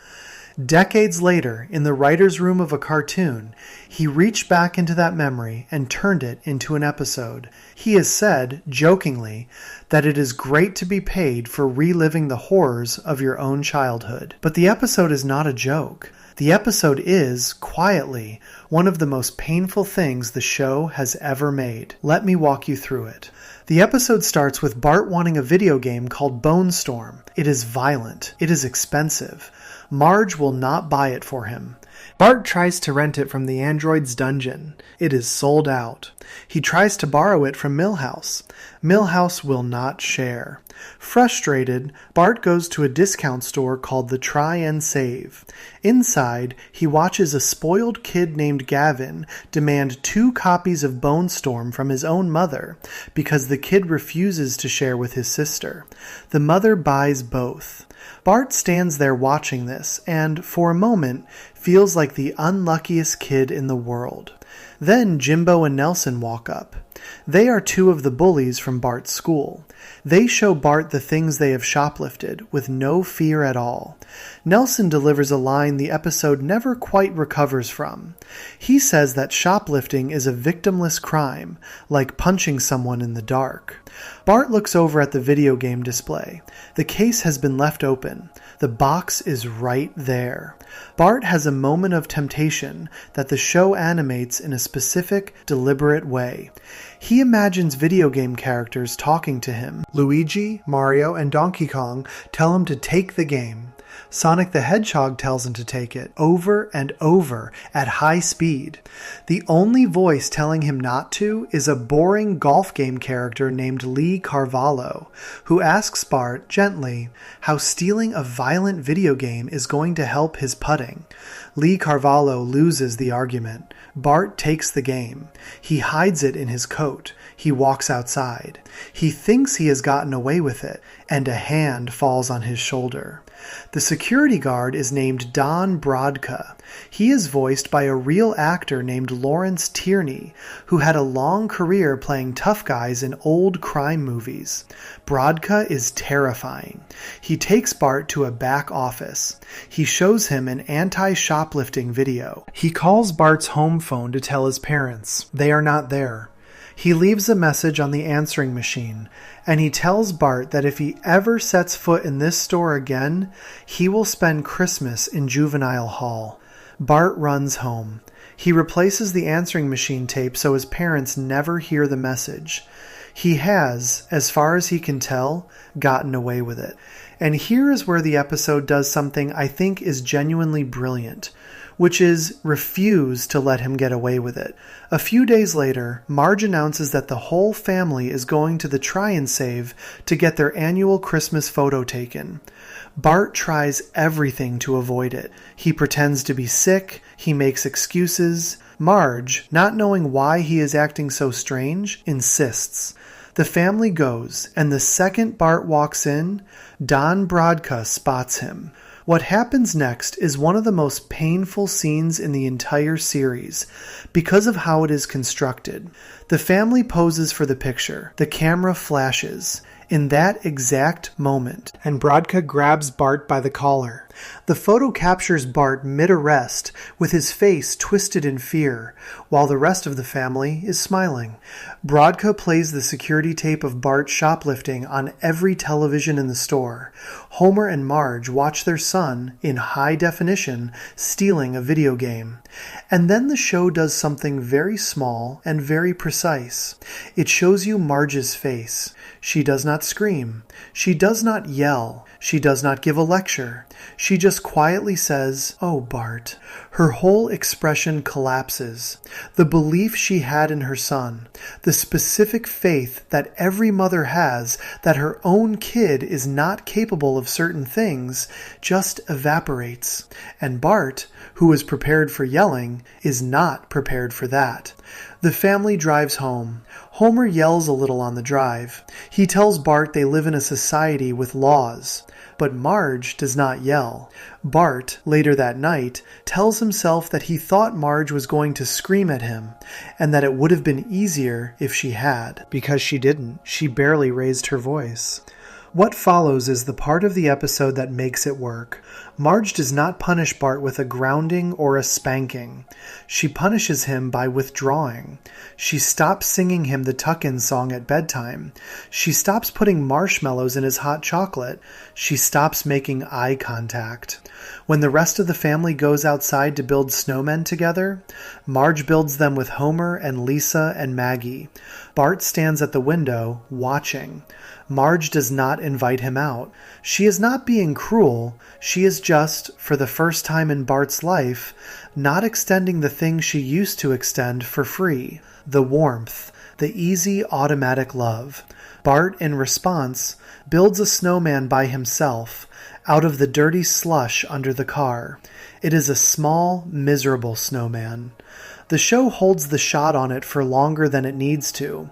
That shot is Bart's entire emotional state for the week. He is not crying, he is not fighting back, he is just shrinking. And here's where the episode becomes a lesson. Bart tries to talk his way back in. He cannot. He tries to explain himself. He cannot. He tries to get Marge to laugh at something the way she used to. It does not work. He figures out, slowly, that he has damaged something that does not respond to words. Words are how he has gotten out of trouble his whole life. He is a 10-year-old who talks for a living, and the one relationship in his life that matters most has stopped being fixable by talking. So he does something different. He goes back to the store, the same store he was banned from.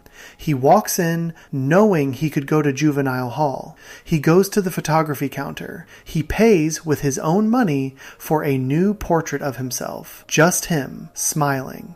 A real smile. He attaches the receipt to the back of the photo, so there is no question that he paid for it. He brings it home. He finds Marge in the hallway, already suspicious that he has stolen something else. She braces for the worst. He hands her the picture. She sees the smiling face. She sees the receipt. She reads what he has written on the back, and she understands what he is saying without him having to say it.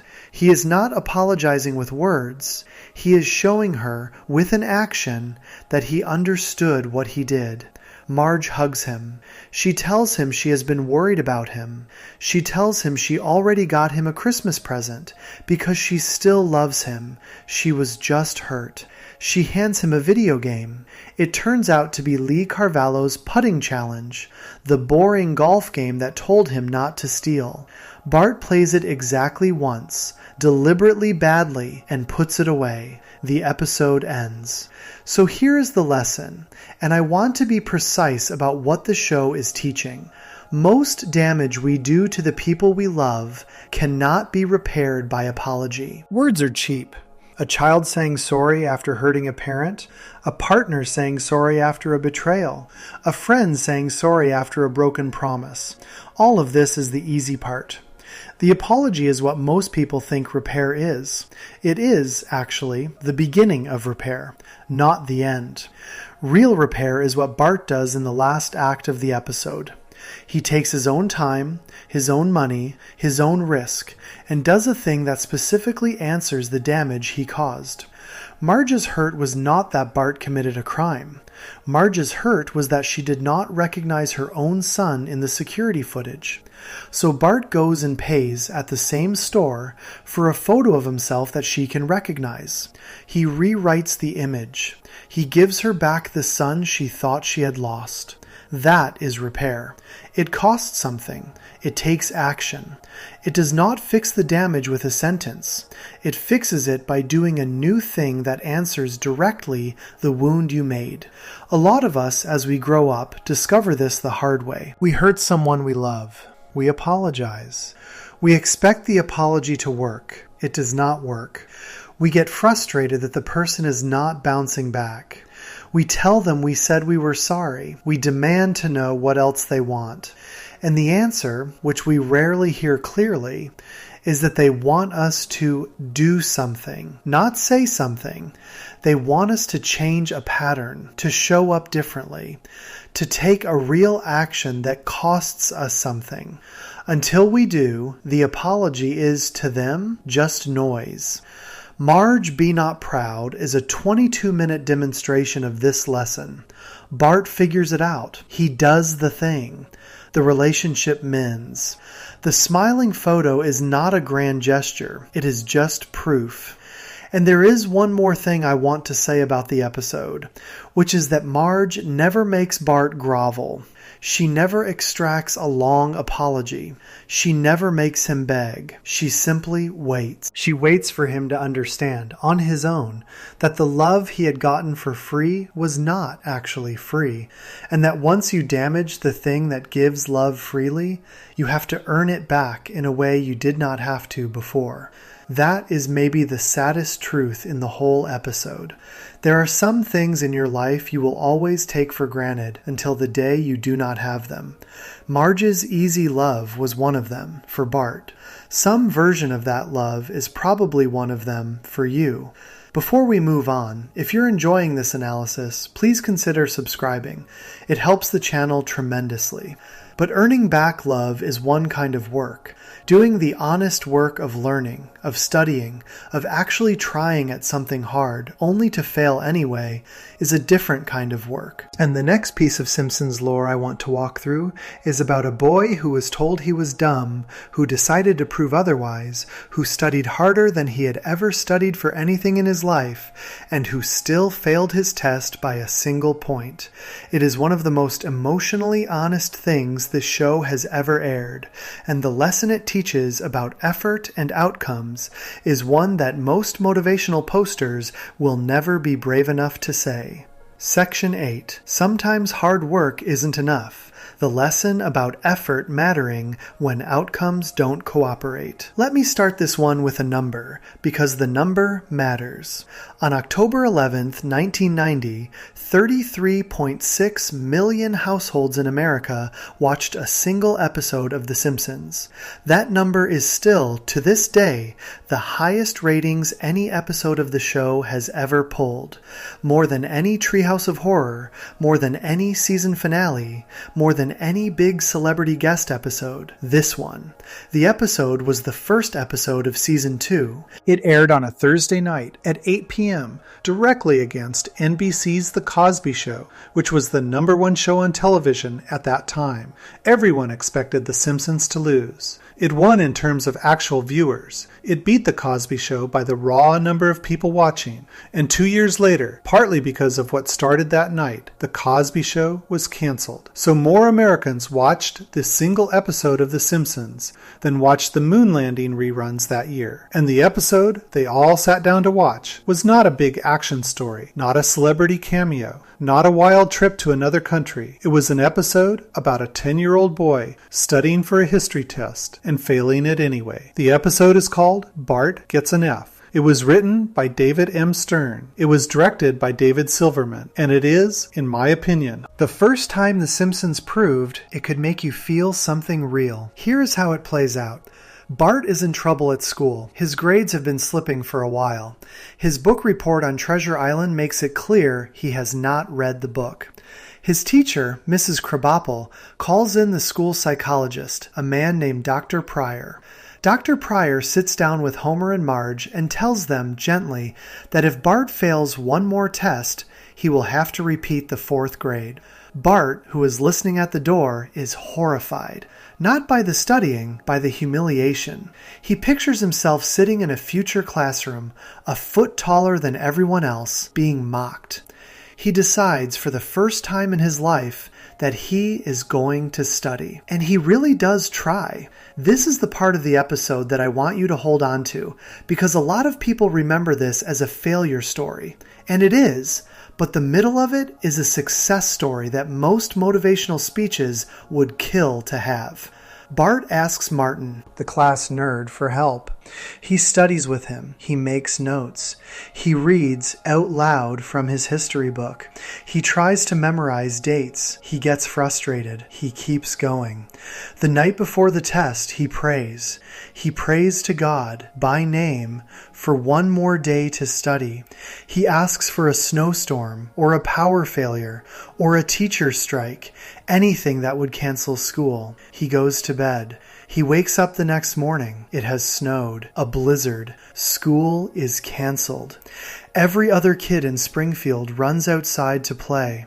Bart stands at the window, watching. Lisa walks up next to him. She looks at him carefully. She tells him in a quiet voice that this is exactly the miracle he prayed for last night, and that he probably owes God a day of real studying to honor it.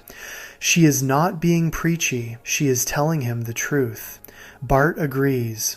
While everyone else has a snow day, he studies. He sits at his desk for hours. He drinks cocoa. He reads the book. He does not always succeed in focusing. A brief fantasy pulls him into a vision of colonial America.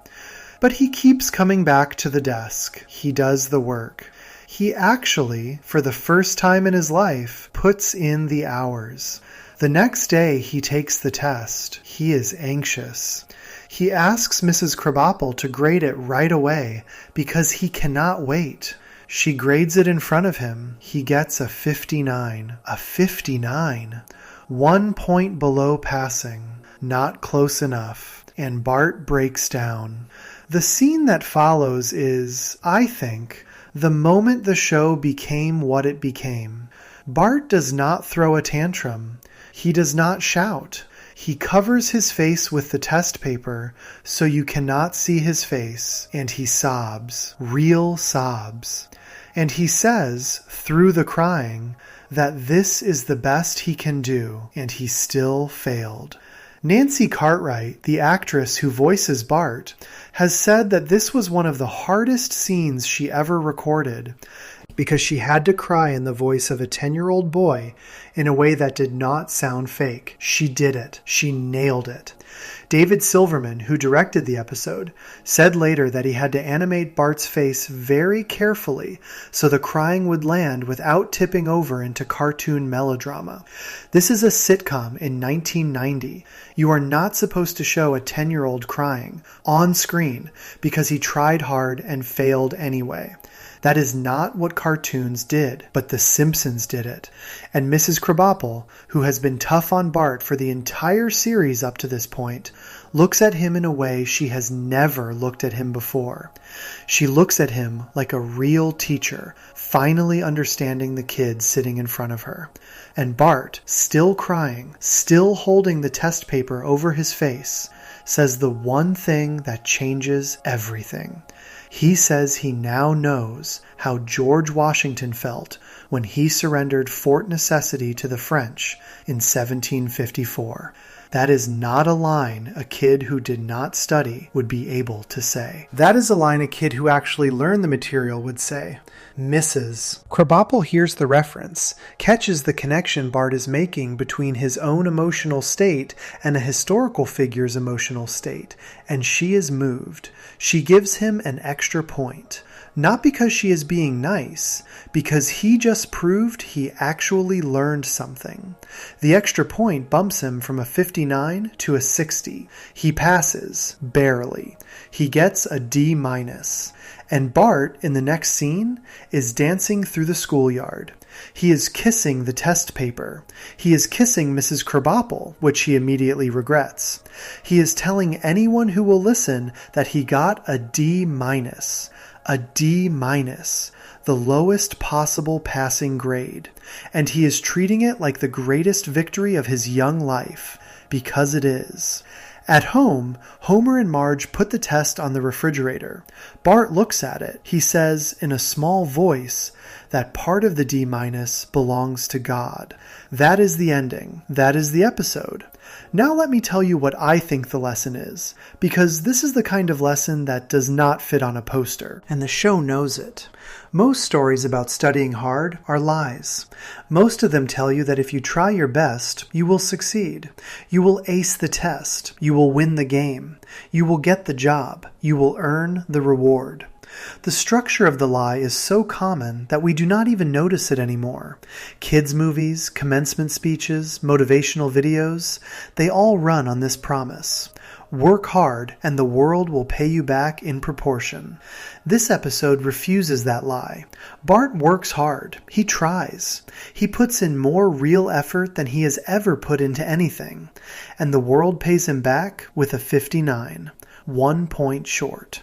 Objectively, by the rules of the school, he failed. The snow day did not save him. The prayer did not save him. The studying on its own did not save him. What saves him in the end is a single small moment where his real understanding of what he studied shows up on its own. Not in a planned way. Not in a way he was trying to make happen. Just a human moment in which he connected a historical fact to his own feelings and said it out loud. Crying in a classroom because the feeling was honest.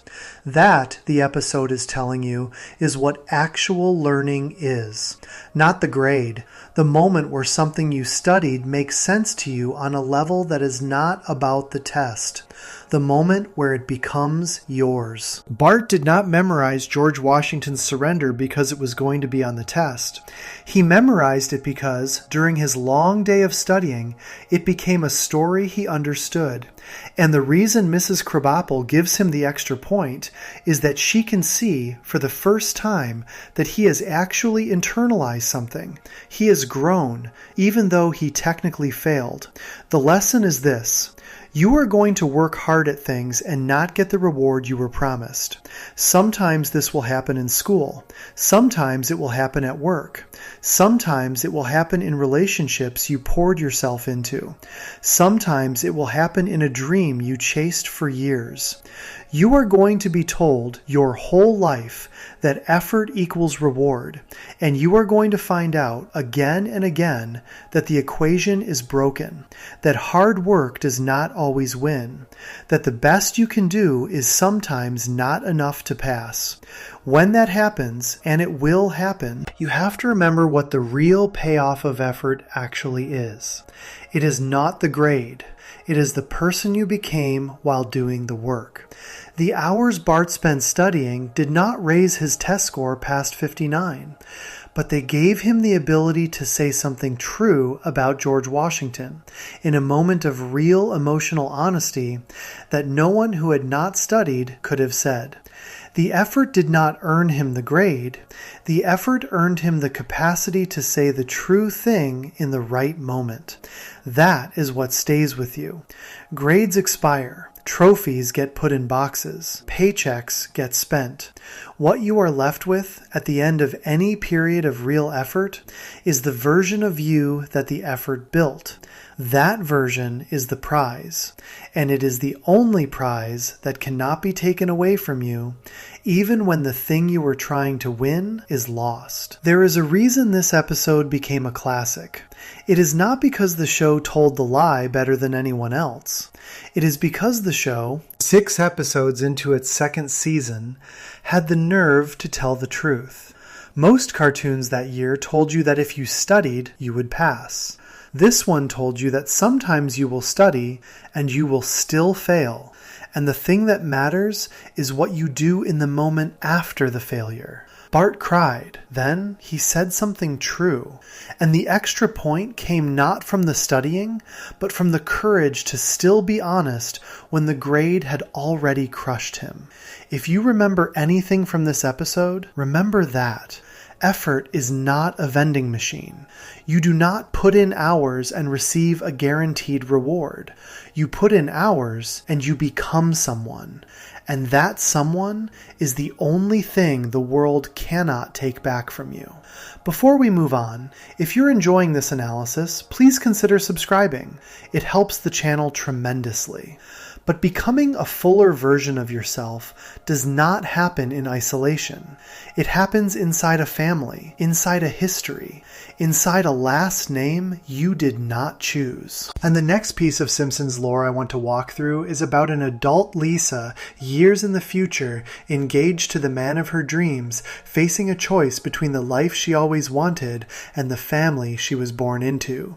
It is the most emotionally precise future set episode the show show has ever aired, and the lesson it teaches about where you come from and what you owe, it will change the way you think about the word family. Section 9. Mom, I can't marry him. The lesson that love includes the people you're embarrassed of.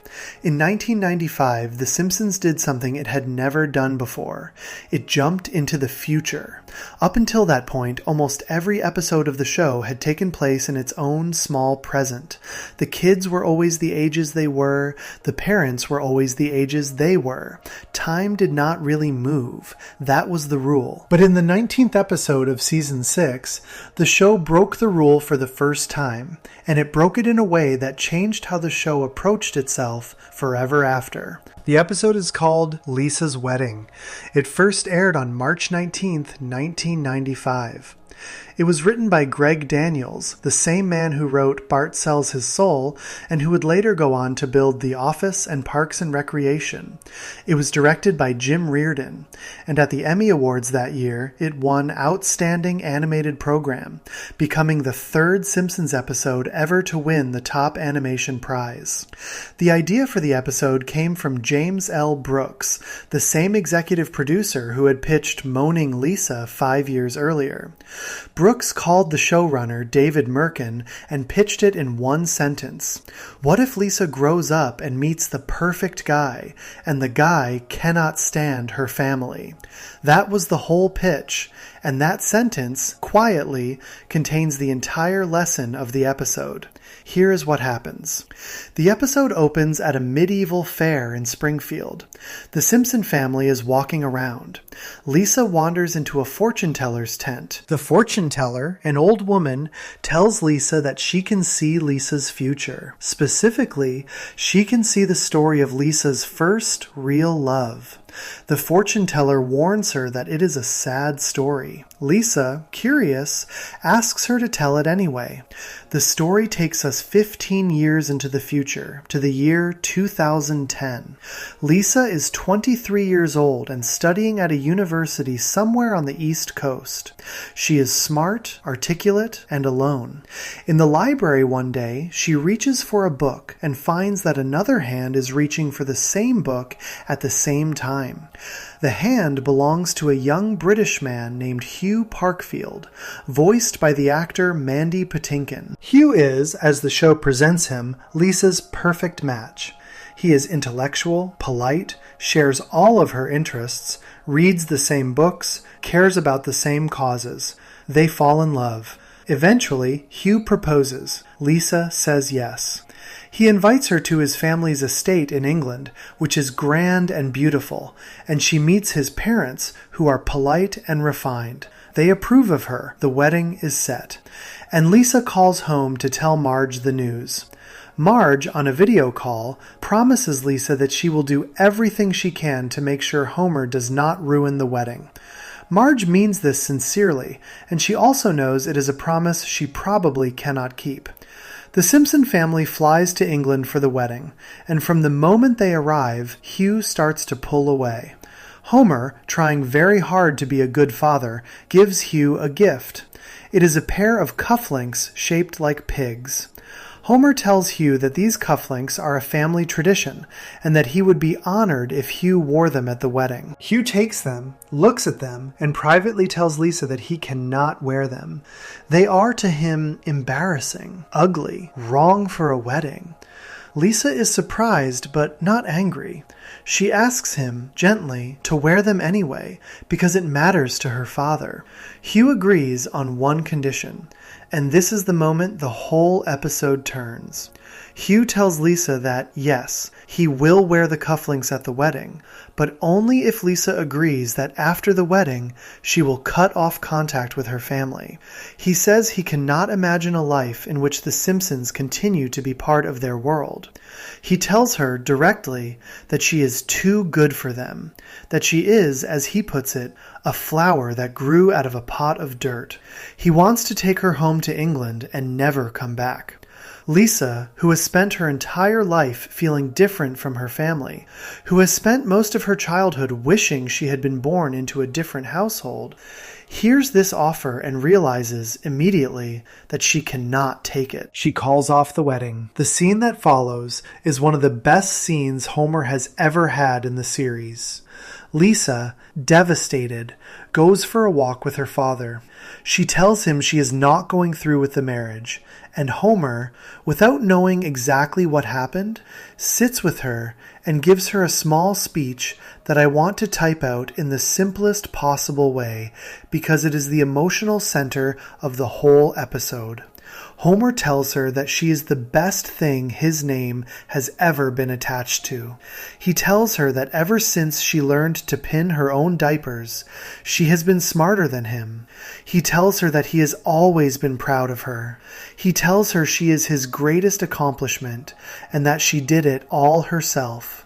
He tells her she taught him to understand his own life better and made him a better person.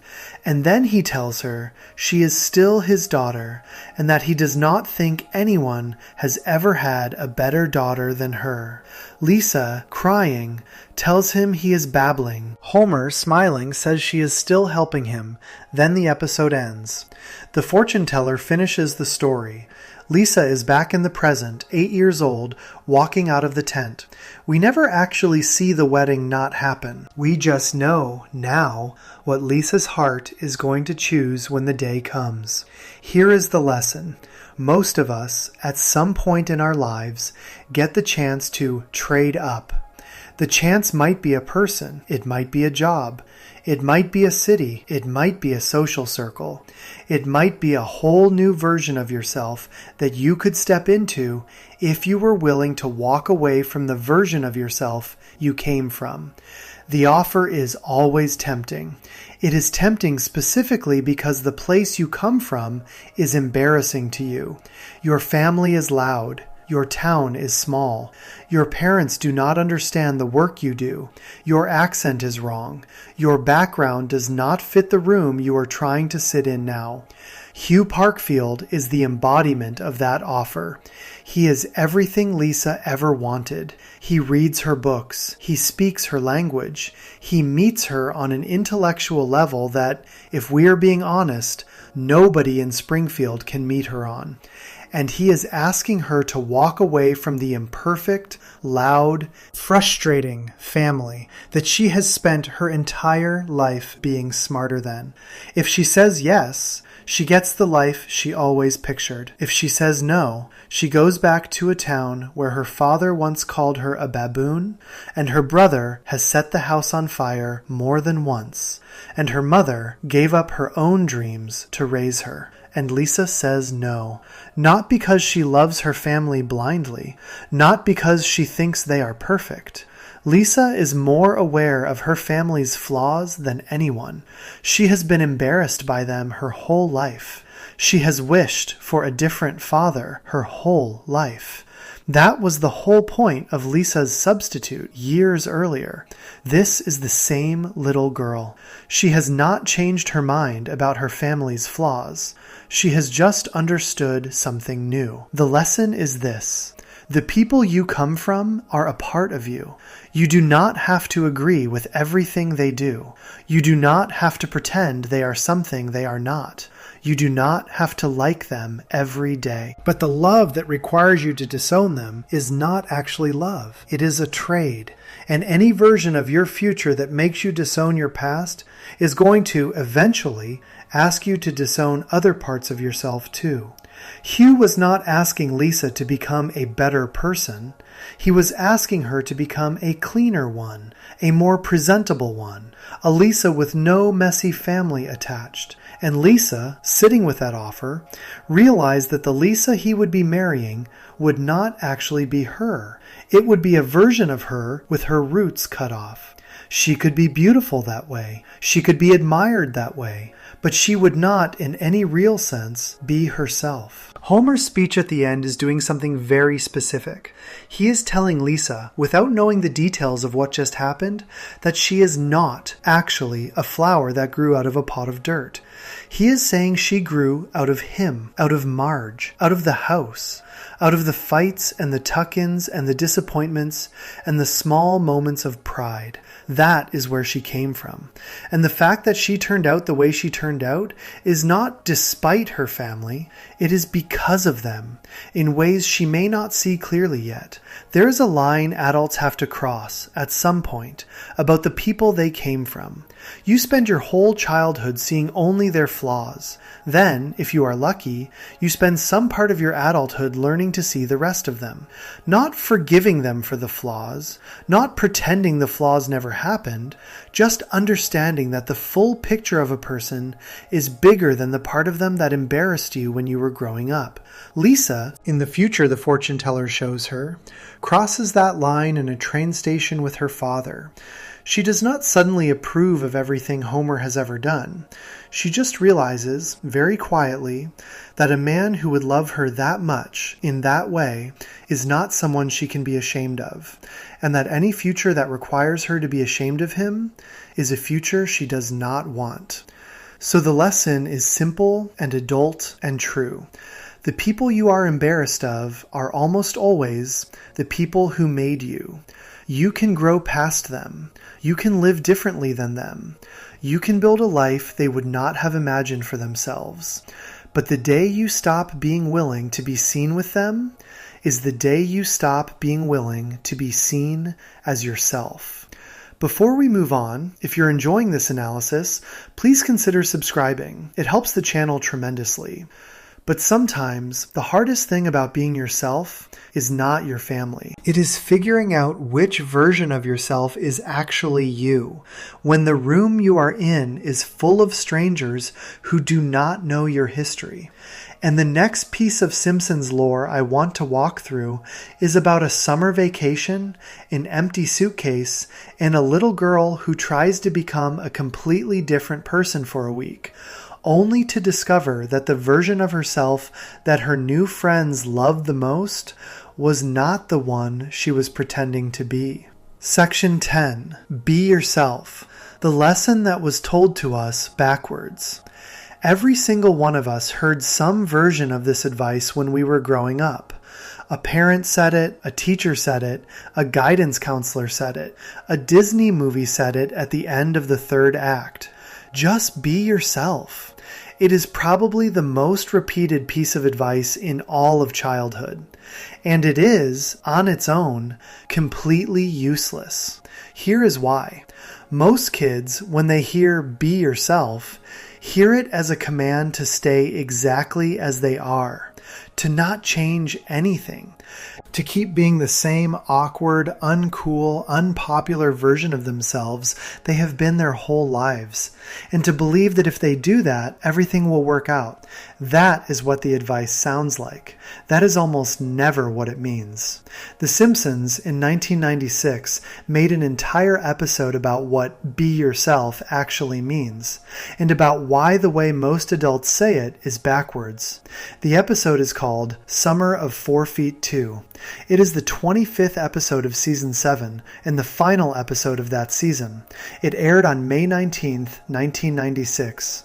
It was written by a man named Dan Greeny and directed by Mark Kirkland.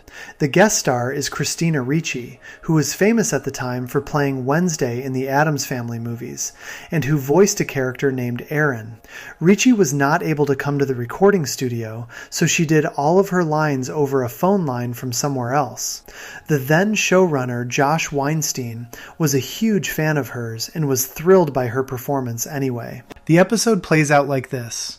It is the last day of school at Springfield Elementary. Lisa, who is the smartest kid in her class, who has straight A grades, perfect attendance, and who edited the entire yearbook by herself, tries to get her classmates to sign her yearbook copy. Nobody signs it. Not one person. She stands there, holding it out, while kids walk past her without looking. Meanwhile, across the hall, Bart has a line of kids waiting to get his signature in their yearbooks. He is not a better student. He is not a kinder person.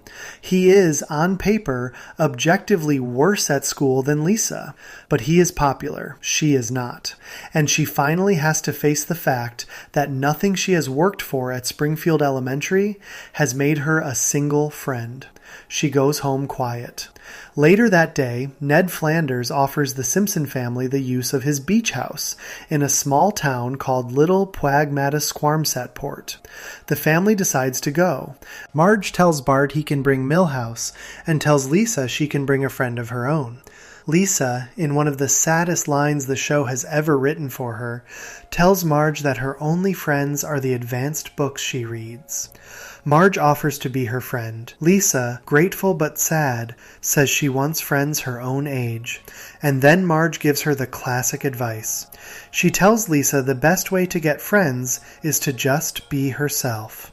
Lisa, almost laughing at how useless this is, tells her that this is terrible advice, and Lisa makes a decision. On this trip, she is going to stop being Lisa Simpson. She packs an empty suitcase, no microscope, no nose plug, no books, no swim cap. She is going to show up in a new town where nobody knows her, and she is going to invent a brand new version of herself, one the other kids might actually like. When the family arrives at the beach house, Lisa tells Marge she forgot to pack. She gets Marge to take her shopping. She buys an outfit that, to her, looks like a cool kid outfit. A backwards cap, tinted sunglasses, a tie-dye shirt, ripped jeans. She walks down to the beach dressed like that, nervous, trying out her new self. And she meets 4 kids, Aaron, Dean, Rick, and Ben. They are a little older than her. They are laid back. They are, in the language of the mid-90s, cool.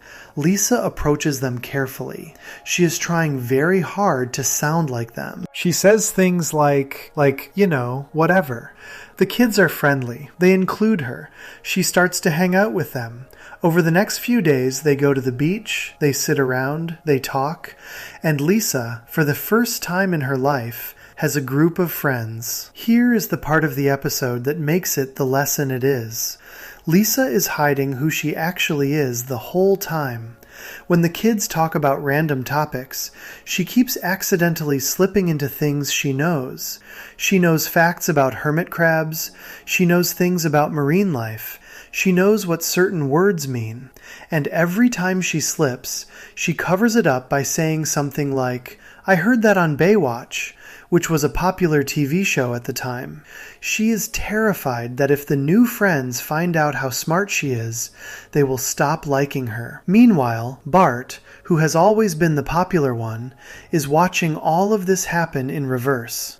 He tries to introduce himself to Lisa's friends. They reject him. He is trying too hard. His skateboard tricks are not good enough. They think he looks like a kid from an old comic strip called Dennis the Menace.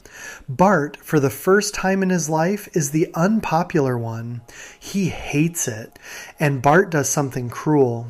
He finds the box Lisa brought from home, which turns out to have some of her old things in it. He finds her yearbook. He finds her nerdy photos. He goes to where the beach kids are hanging out, and he shows them everything.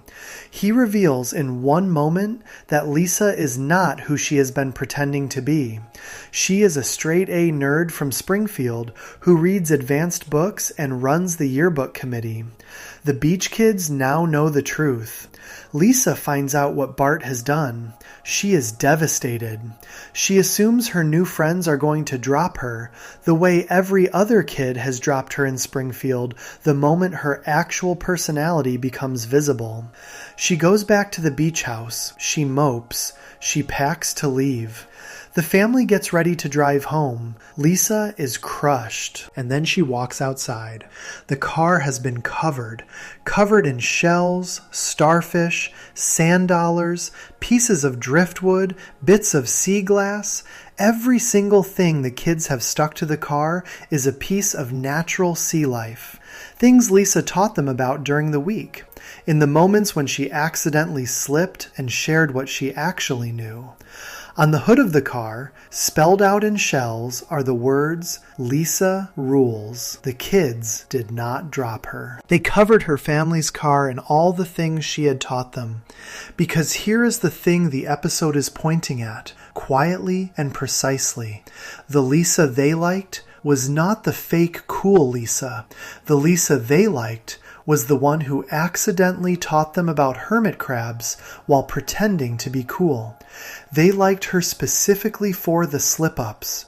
They liked her for the real things. They just did not know, until Bart told them, that the real things were her. Here is the lesson.